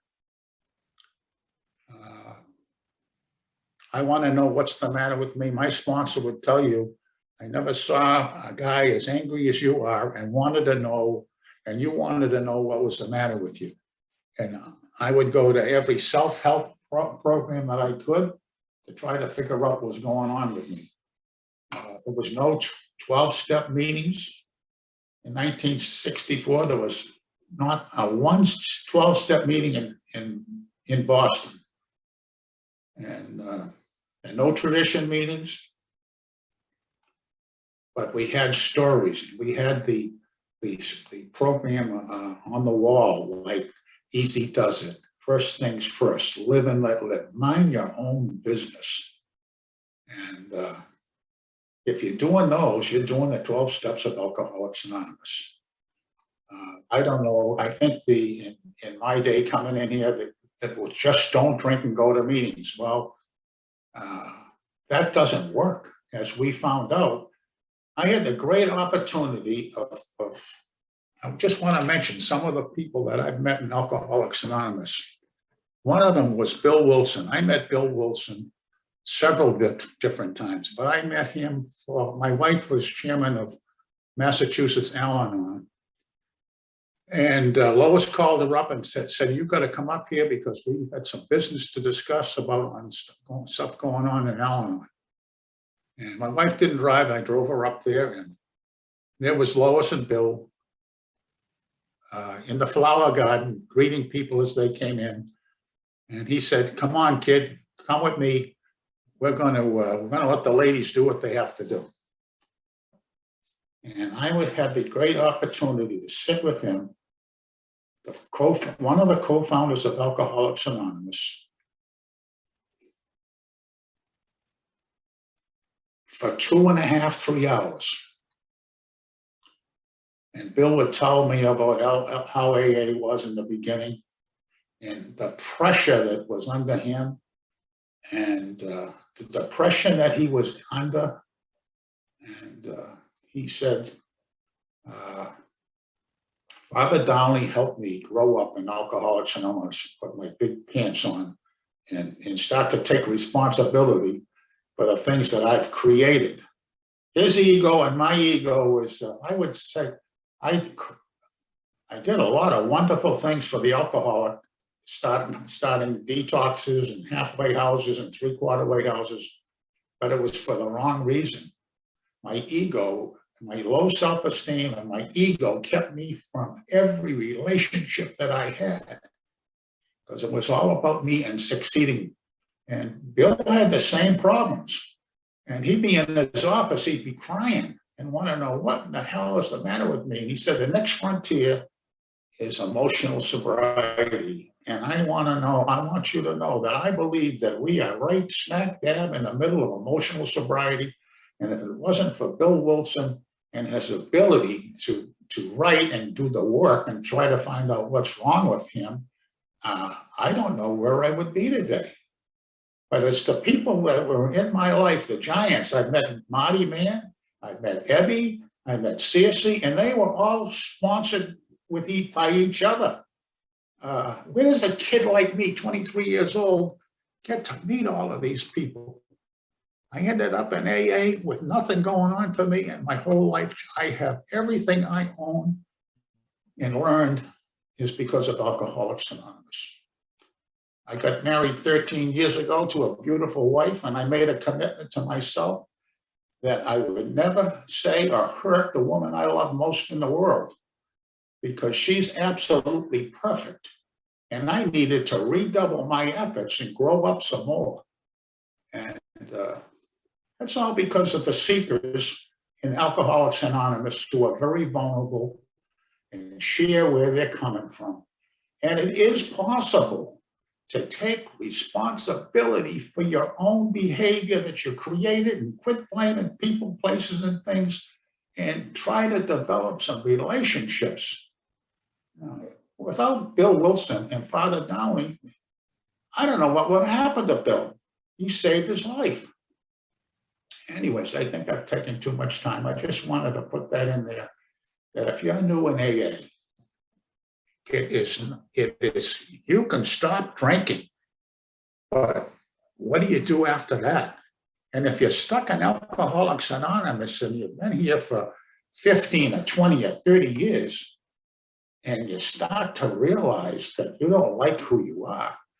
I said to my sponsor one day, I says, how come I have no pigeons? He says, because you got absolutely nothing that they want. And I think I'm running the whole city of Melrose, Massachusetts. That's how far from reality that I am. But through the willingness to take a look at myself and the help that we get from the 12 steps, the 12 traditions, and the 12, I'm just learning about the 12 concepts. I've been here for 58 years. Start to learn about the concepts of Alcoholics Anonymous. Well, I'm not in a race anymore. I'm just enjoying the trip. And I'm so happy that I was able to have a man like Sandy Beach in my life. I was able to talk with him on a regular basis over the phone and saw him a lot at meetings, but one of the all-time great orators of Alcoholics Anonymous. So thank you for my sobriety, and we will never forget the people who came behind us or in front of us, but we will, those people that were, I can name those people in my life right now, and I can remember their faces and what they told me. So Sandy Beach is in my heart. He's in your heart. If you've experienced Sandy Beach, he's still alive and well in me and you. Thank you very much. Thank you, Tommy. And thank you for reminding us, about those that have paved the way in front of us. Obviously, Sandy was a guy for many of us. And you mentioned some of the giants in Alcoholics Anonymous that paved the way for a guy like you and for all of us. So thank you so much for sharing your experience with us today and your message of hope. Next up, we have a gentleman who I don't know that well, but I've had a few conversations with him on the phone. I know he is that Sandy was a sponsor, and I'm going to ask Neil S. to come in and share with us, please. Neil? Forgot to unmute. Good afternoon. Good to be here. I'm Neil, and I'm an alcoholic, and glad to follow somebody who's been around for over 50 years. It's a privilege. It's a tough way to follow, but Stephen, when he asked me to be the speaker today, one of the speakers asked me when Sandy became my sponsor, and I couldn't remember the exact date, but I think it was in the late 1990s. And if he moved here in 96, I know he was fairly new to Tampa when I asked him to be my sponsor.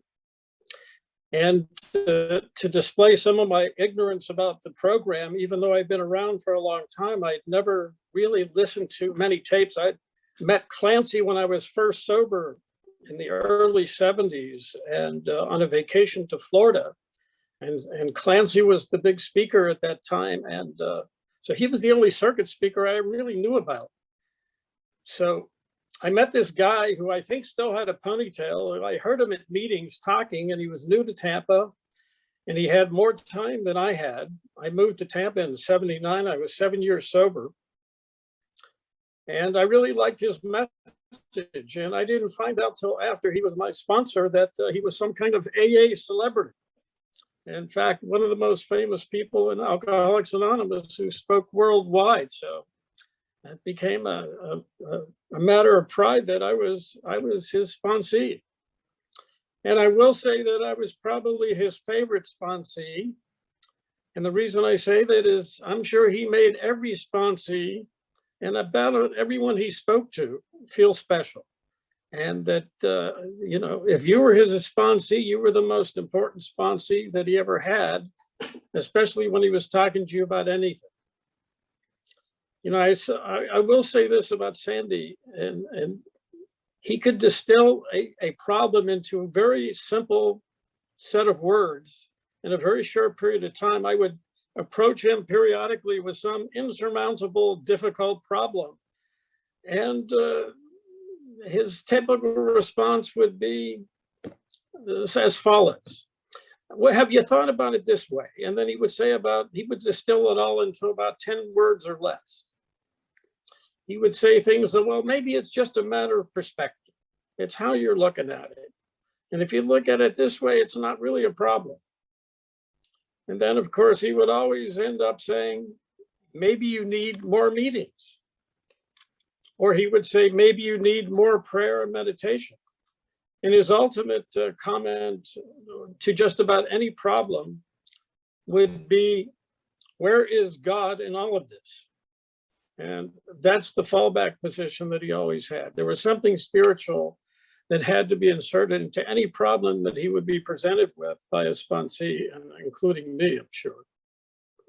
I'll give you an example. They were talking about the meeting at which he passed away, and I was, in 2006, I was asked to sponsor, to chair that meeting for the 12 weeks. You had to do it for the whole 12 weeks. February 5th, this is 2006, February 5th is the day of Super Bowl. I'm from Pittsburgh and the Steelers are playing the Seattle Seahawks.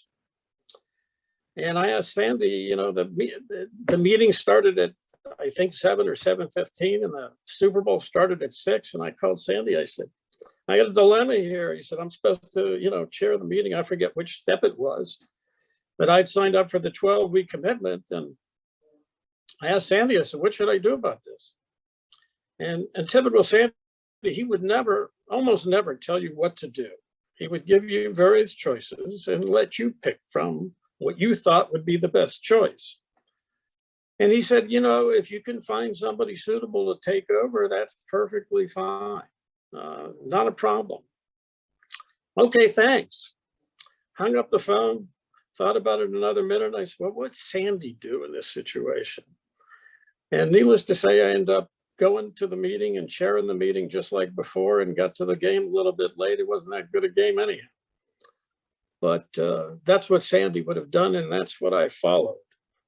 I wanted to be like him. I wanted to be spiritual. I wanted to have that emotional sobriety that people have talked about today. I'm not sure that I met anyone in my time in the program that was more devoted to the program than Sandy Beach. You know, he was in fairly constant pain long before he was on a walker. But he was still traveling across the country and sometimes out of the country to conferences as the featured speaker. Now, he had long legs and he was in a lot of pain and sometimes had to sit in that coach place in the plane for hours. I would have these arguments with him about, all right, Sandy, you know, you're such a popular guy in the program and people want you. I said, you should insist on first class so you have more room to stretch out and not be in so much pain and be in such discomfort. He would never request, to my knowledge, in all the years he was doing this up to the very end, when he even could hardly travel anymore, he wouldn't request a first class ticket, even though I'm sure they would have afforded him to do so. You know, he would show up to these conferences always with that big sandy smile, and until he was in a walker, nobody really knew what kind of pain he was in. But I will say this, he loved being Sandy Beach, and he loved being a teacher, and he loved being the conveyor of information to all. And, Karen mentioned the fact that he was very concerned about the program. I think he was the guardian of the program, more so than many others that have been around for a long time. And some people know that in the last couple of years, he became so concerned over the idea that AA and from the New York office, there was some kind of directive about being more tolerant of atheists in the program. And he was quite concerned it was going to lead perhaps the eventual elimination of the God concept in the program and even spirituality from the program. And I told him, Sandy, don't worry about that. Atheists can have their own program and they're welcome to take the 12 steps. And I don't know how they're going to rewrite the big book without God. But I mean, he was writing papers about this and presenting them to New York. And I don't know if they ever got those papers. I saw one that he wrote that must have been like over 20 pages, but happily so far, since his demise, none of this has come to pass. And perhaps he had something to do with preventing atheism for taking over the program. I'll give him all full credit for it. In my opinion, Sandy was actually a professional comedian, but he was unpaid. And like many good comedians, he had always a very serious message that supported his very funny stories. And as I said, he loved being Sandy Beach, and regardless of personal tragedy or pain that he underwent in sobriety, he always believed that the show must go on, and he always did so right to the end of his life. And can you think of a better place for him to expire at a meeting talking about the first step? Sandy Beach conveyed to all that he came in contact with that there was hope for the hopeless, that there was remission for the terminally ill, and that there was a solution. And I don't think there was anybody that could have articulated the solution to a hopeless disease than Sandy Beach. Long before he actually passed away, he talked about death. He was never afraid of death. And he conveyed he was actually looking forward to it. He actually called it his next adventure. And I think he was interested in finding out some of the secrets of our existence that he hoped he would learn in the afterlife. And I hope he's learning them on a regular basis. We're very fortunate to have the fact that Sandy will live on forever in recordings and writings that he did. Everyone I know misses him immensely, that knew Sandy, has heard Sandy speak, or had the privilege of being a sponsee or a friend. And I'll close with this little personal note. About 3 months after Sandy died, I underwent a personal tragedy when my wife committed suicide. And the first thing that I was asked by someone was, who do you want to call? And the first person I thought about was, I got to call Sandy. But he was gone. And then I had to think about, what would Sandy say? What would be the first thing that Sandy would say to me about this personal tragedy? And I think the first thing he would say, which relates to his own personal tragedy that many people know about, would be that don't let this get in between you and your relationship with your higher power. And nothing that he underwent, including pain and suffering, the tragedy of loss of 2 children, got in the way of his relationship with higher power, got in the way of his teachings, got in the way of his conveying of how he worked the program to others.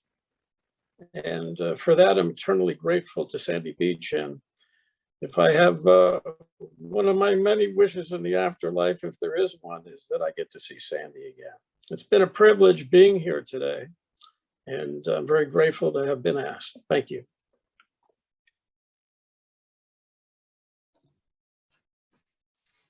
Thank you so much, Neil. My friend Wayne says a great talk is you make them laugh and you make them cry, and you did that for me. Thank you very much. Thank you so much for sharing what you shared with us today. We have 2 speakers left. And our next one is a guy that I met in Akron, Ohio, a couple of years ago when I was there for Founders Day. And we got to talk. We were sitting around, and he told me that he used to be sponsored by Sandy. And when I knew we were doing this, I gave him a call and wanted to know if he wanted to share with us. And at this time, I'm going to ask Frank A. to come in and share with us, please. Frank? Good afternoon, everyone. Frank, alcoholic. Thanks, Steve. Thanks so much for doing this. I very much appreciate it. I don't know. I've heard so many wonderful things today. I don't know if you can hear me, Steve, or not, but I've unmuted myself here. So Yes, we hear you, Frank. okay, wonderful. Thank you so much. I received the gift of Sandy Beach, and I was his host in Las Vegas. A little unbeknownst to me, the poor guy had to listen. He had to be in the back seat of a car and have me haul him around and listen to my poor stuff. And I just thought, oh my God! And after the period of time, the weekend, I took on a completely different idea about Sandy, and I was telling him about the loss of my first son in sobriety, and I was asking him some questions, and he said something to this effect. He said, well, Frank, he said, I think your problem is that you're obsessed with knowing why your son has passed. And I said, well, that's one of them. Yeah. He said, well, son, he said, you'll never know why. In this lifetime, you'll never know why. And I took that into consideration. He said, but you have to ask in prayer to have the obsession removed, to want to know why such things would happen. And from then on, I knew I was a whole of a pretty special guy, and I stayed in touch with him. My sponsor passed away, and I called Sandy, and Sandy agreed to be my sponsor. He was my sponsor for 8 years prior to him leaving us. We went through several things together as we progressed. As you heard Chris speak, we all got to go to Alberton, Florida a couple of times and spend special weekends with a lot of wonderful people together. Sandy led the retreat. I did several 4 steps with Sandy in the apartment there in Tampa. I was blessed to have him, as we all were, take part in our lives. But just my little opinion here, my whole sobriety, I've had angels appear in my life, but I couldn't see them. I think that's what Sandy was to me. He was an angel with skin on him.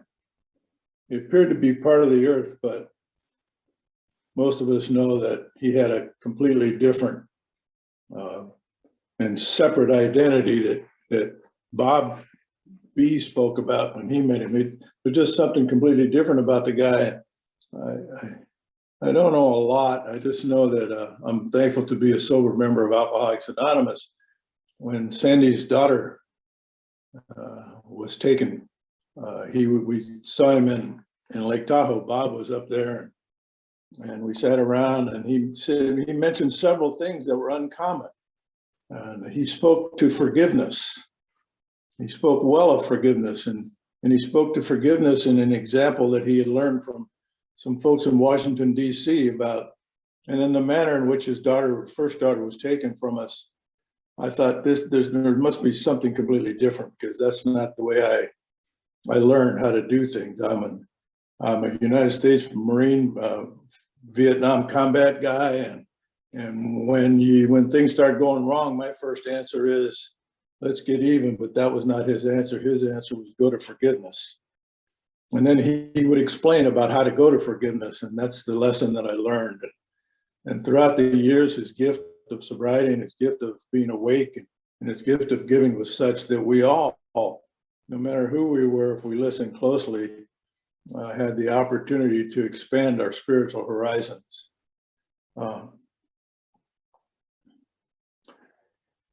I watched him go through those 2 things, and I thought, well, I understand one, but then he spoke to his second daughter's passing, and I thought, oh, my goodness, this guy there's just something completely different about this guy. He deals with things, and then another member also mentioned the manner in which he dealt with the second passing of his daughter, or the passing of his second daughter. And recently, about 3 years ago, my oldest son passed away of a massive heart attack, and the gift that I got at 42 years sober was one day he told me he learned more about spirituality after he was 40 years sober than he ever had in his entire life.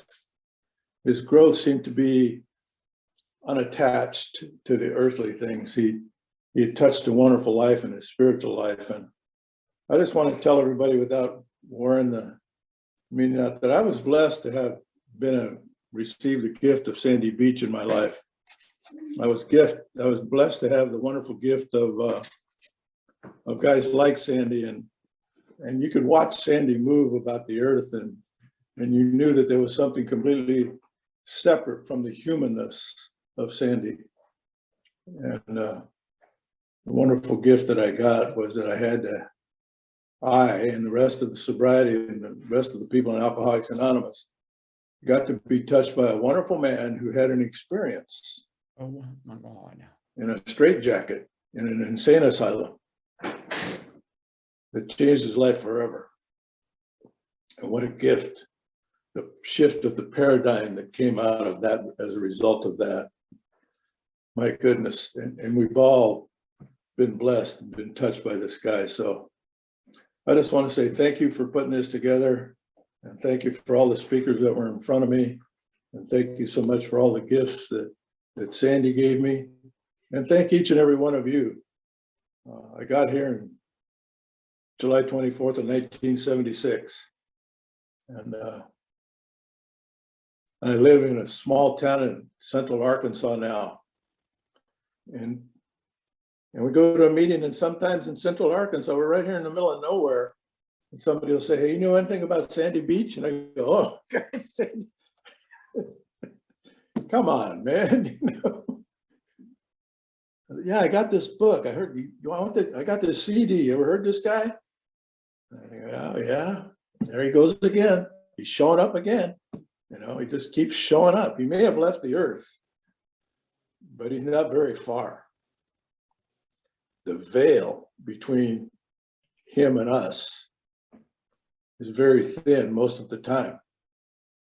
And I'm so thankful that it is, because he keeps giving us, as well as Chuck. I knew Chuck, you know. We continue to receive the gifts that he gave us while he was here on earth. It's almost like he used to say, it's not very far. Chuck used to talk about that. They're just in the next room. Anytime we want to talk to them, all we have to do is be quiet and seek, and they'll avail themselves to us. So I'm just thankful to be a sober member of Alcoholics Anonymous, and I'm grateful that I got to be with you folks today. It's a blessing and an honor to take part in this. Most of the time I sleep a lot better. I don't worry as much, and I don't wear the coat of the earth people in the same manner in which I used to wear it before I met guys like Sandy. So thank you very much for having this today. I appreciate it.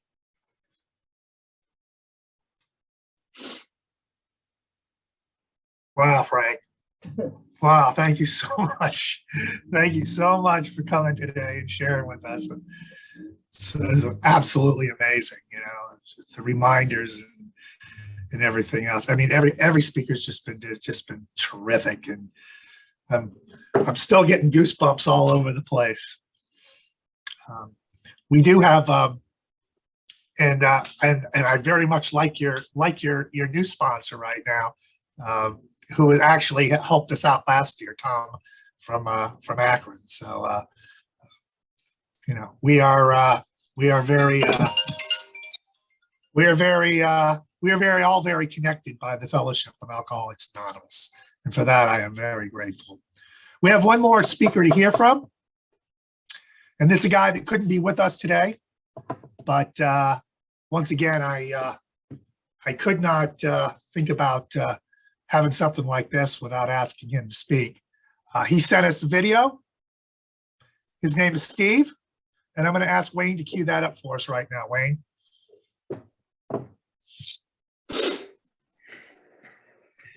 Hi, I'm Steve, and I'm an alcoholic, and thanks for inviting me to share about my friend Sandy. One of a kind. He was just one of the great communicators. I think what was unique about Sandy, and I've had the privilege and the opportunity to hear Clancy and Dr. Paul and just a bunch of wonderful communicators, is Sandy was compelled to not repeat himself. He was always trying to come up with a new way to tell its message. I met him in '97. We were trying desperately. We had heard about Sandy and workshops he did in DC, and we were trying to get him to speak on one of our trips, and he couldn't do it because he wanted to do, I think it was the 1,000. He wanted to do 1,000 Saturdays, or whichever day they did that. And we finally got him to join us in the Dominican Republic in Punta Cana. And the first time I saw him, he was swimming in the pool and he had a ponytail. And I thought, well, that's really kind of cool. And then somewhere along the line, we started golfing together and we became friends. And I feel like I think Scott Redmond and I felt like I was like a favorite nephew or something like that with him. I knew he liked me. I'm always surprised when people like me, even today at 41 years. But we became friends and we started staying in each other's houses. I went back in my memory to think the first time he stayed with me was he was asked to speak at the Palm Springs Roundup, which is really where he became more well-known. I think Chuck's wife, Elsa, had heard him speak at a conference and recommended him to speak at the Desert AA convention. And that's where Sandy told the Drop the Rock story. And that just sent him out. And he came out all these years later and he was invited back to speak at the same roundup. The first time he'd been back since he gave that Drop the Rock talk. And the head of the convention, this woman, Shirali, caught us going off to golf and said, hey, Sandy, do Drop the Rock. Tell the Drop the Rock story again.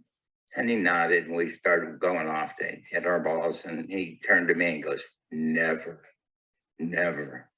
And that's the way he was. He was compelled to share the message in a unique way. And God, he would stay with me in my house and I'd look out the window right over here and he'd be sitting on the chair and he'd be waving, come here.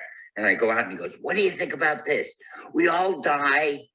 And then when we die, we see an exit sign and we go outside. And God said, so how'd you like the show? Did you have a good time? And then he would tell that night. He was very special. I felt so privileged to be his friend and to be around him. He was so kind. And he wasn't just kind on the podium. I stayed with him every time I went to all of his men's retreats. The waitresses knew him and loved him. The people in his building knew and loved him. And he was just, and we carried the message outside the room and he did. He was super special. The last years of his life were he lived in chronic pain. And it was so hard to see him. And he was speaking at the Florida State Convention and I was down there. He would always get me to speak. And I had the privilege of speaking on his last conference with Bob Bazance and Sandy. And it's like, really? No, I'm not that guy. But when it was all done, anyway, he was in so much pain at this Florida conference and couldn't get out of bed. He was going to do an afternoon workshop and he couldn't walk and his knees and he was in pain. And I said to Chris, who was so good at taking care of Sandy, I said, I got to get a wheelchair. I have to go. He goes, he'll never get in a wheelchair. I said, he can't get to the meeting. It's like a 200-yard walk. So I ran up to the lobby. I got a wheelchair. I came in the room with the wheelchair, and Sandy looked at me like if I had a weapon, I'd shoot you. I'm not getting in the wheelchair. But he did get in the wheelchair, and they wheeled him down. He was hiding and ducking and everything, and got him up to the podium. And as soon as that microphone got in front of him, the pain went away and he became alive. He was so inspired and inspiring to tell his message, and he helped so many people. I just love the man, and I had the privilege of sharing at his memorial, and the ultimate privilege to me. And so lucky to have been around him and hear his message and to see his example. You know, he had tragedy, he had heartbreak, and he had a wonderful attitude and a wonderful connection with a power greater than himself. So I love him. I'm glad his memory shall go on forever. I have so many recordings of his talks, and I listen to them always, and it always lifts my spirit. So thank you for this opportunity.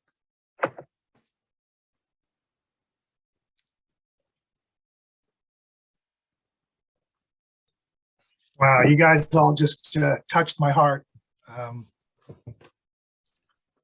So I want to tell you guys a couple of things. Number one, I want to say to anybody that's on this meeting from the Virginia, DC area, I'm very well aware that he was an intricate part of that particular community. I tried to find some people from that area, but I'm obviously not as connected as I had thought I was, but I know that he touched, I know about his Sunday morning speaker series that he did. And I'm sure that there are some members that have some great stories there. And I just apologize that, you know, that we didn't have anybody on from that area to talk about him. But obviously he has touched so many of our lives. For Cheryl and me, we really didn't develop a personal relationship with Sandy until the last few years of his life, but I'm so grateful for the opportunity that I had to get to know him. And more importantly, I am grateful that he got to know me, because I always knew who Sandy Beach was, but he didn't know who I was. And, coming down to Tampa on Wednesday nights for the history meeting, dinners, and then we started to follow him around a little bit. So what I want to tell you, because this is going to kind of frame up the last thing we're going to see, and I want to let everybody know that because of some of the technical difficulties we had in the beginning, we're going to run a little long. So if you have to go, I understand that. But Cheryl and I had come back from Founders Day in, I think it was in 2013. And we had gone to the luncheon, and we knew some other people that were doing some fundraisers, and we thought we could do this. And we came back to Tampa, and I talked to Sandy about it, and I said, well, would you speak? And he said, I would love to speak. So we had Sandy on the bill, and Sandy was the keynote speaker for this. And our first event was to be held in January of at this time of year of 2015. And as you all know, Sandy passed in September of 2014. He had told me about his step series in 2007. What he told me was, I did a step series on AA history in 2007, and Lee's got the tapes. You call Lee and Lee will get you the tapes. And when I did, and I listened to them, I just thought they were fantastic. And I had listened to them over and over again. We had some step series in our house that we did, and I just loved them all a lot. So I coming down to this, and Sandy had just passed, and we're getting ready to have this, our very first event for Dr. Bob's house. And I'm trying to figure out what we're going to do. And I went to Chris, I went to Conway, and a few other people that I knew that knew him well. And I said, I've got an idea. I'd really like to use Steps and Stories, the very first one, and I'd like to make a video out of it and put pictures in it that help tell the story. And everybody said it was an okay idea. Nobody said, no, it's a terrible idea or anything like that. And for whatever reason, I made it up, and we played it at the very first event. And I'm going to play that here for you all now. And I hope that you will, I hope that you will enjoy it and find it in good taste and appreciate it for what it is. So without any further ado, I'm going to go ahead and ask Wayne to go ahead and cue up the video. And I'm going to give you all Sandy Beach.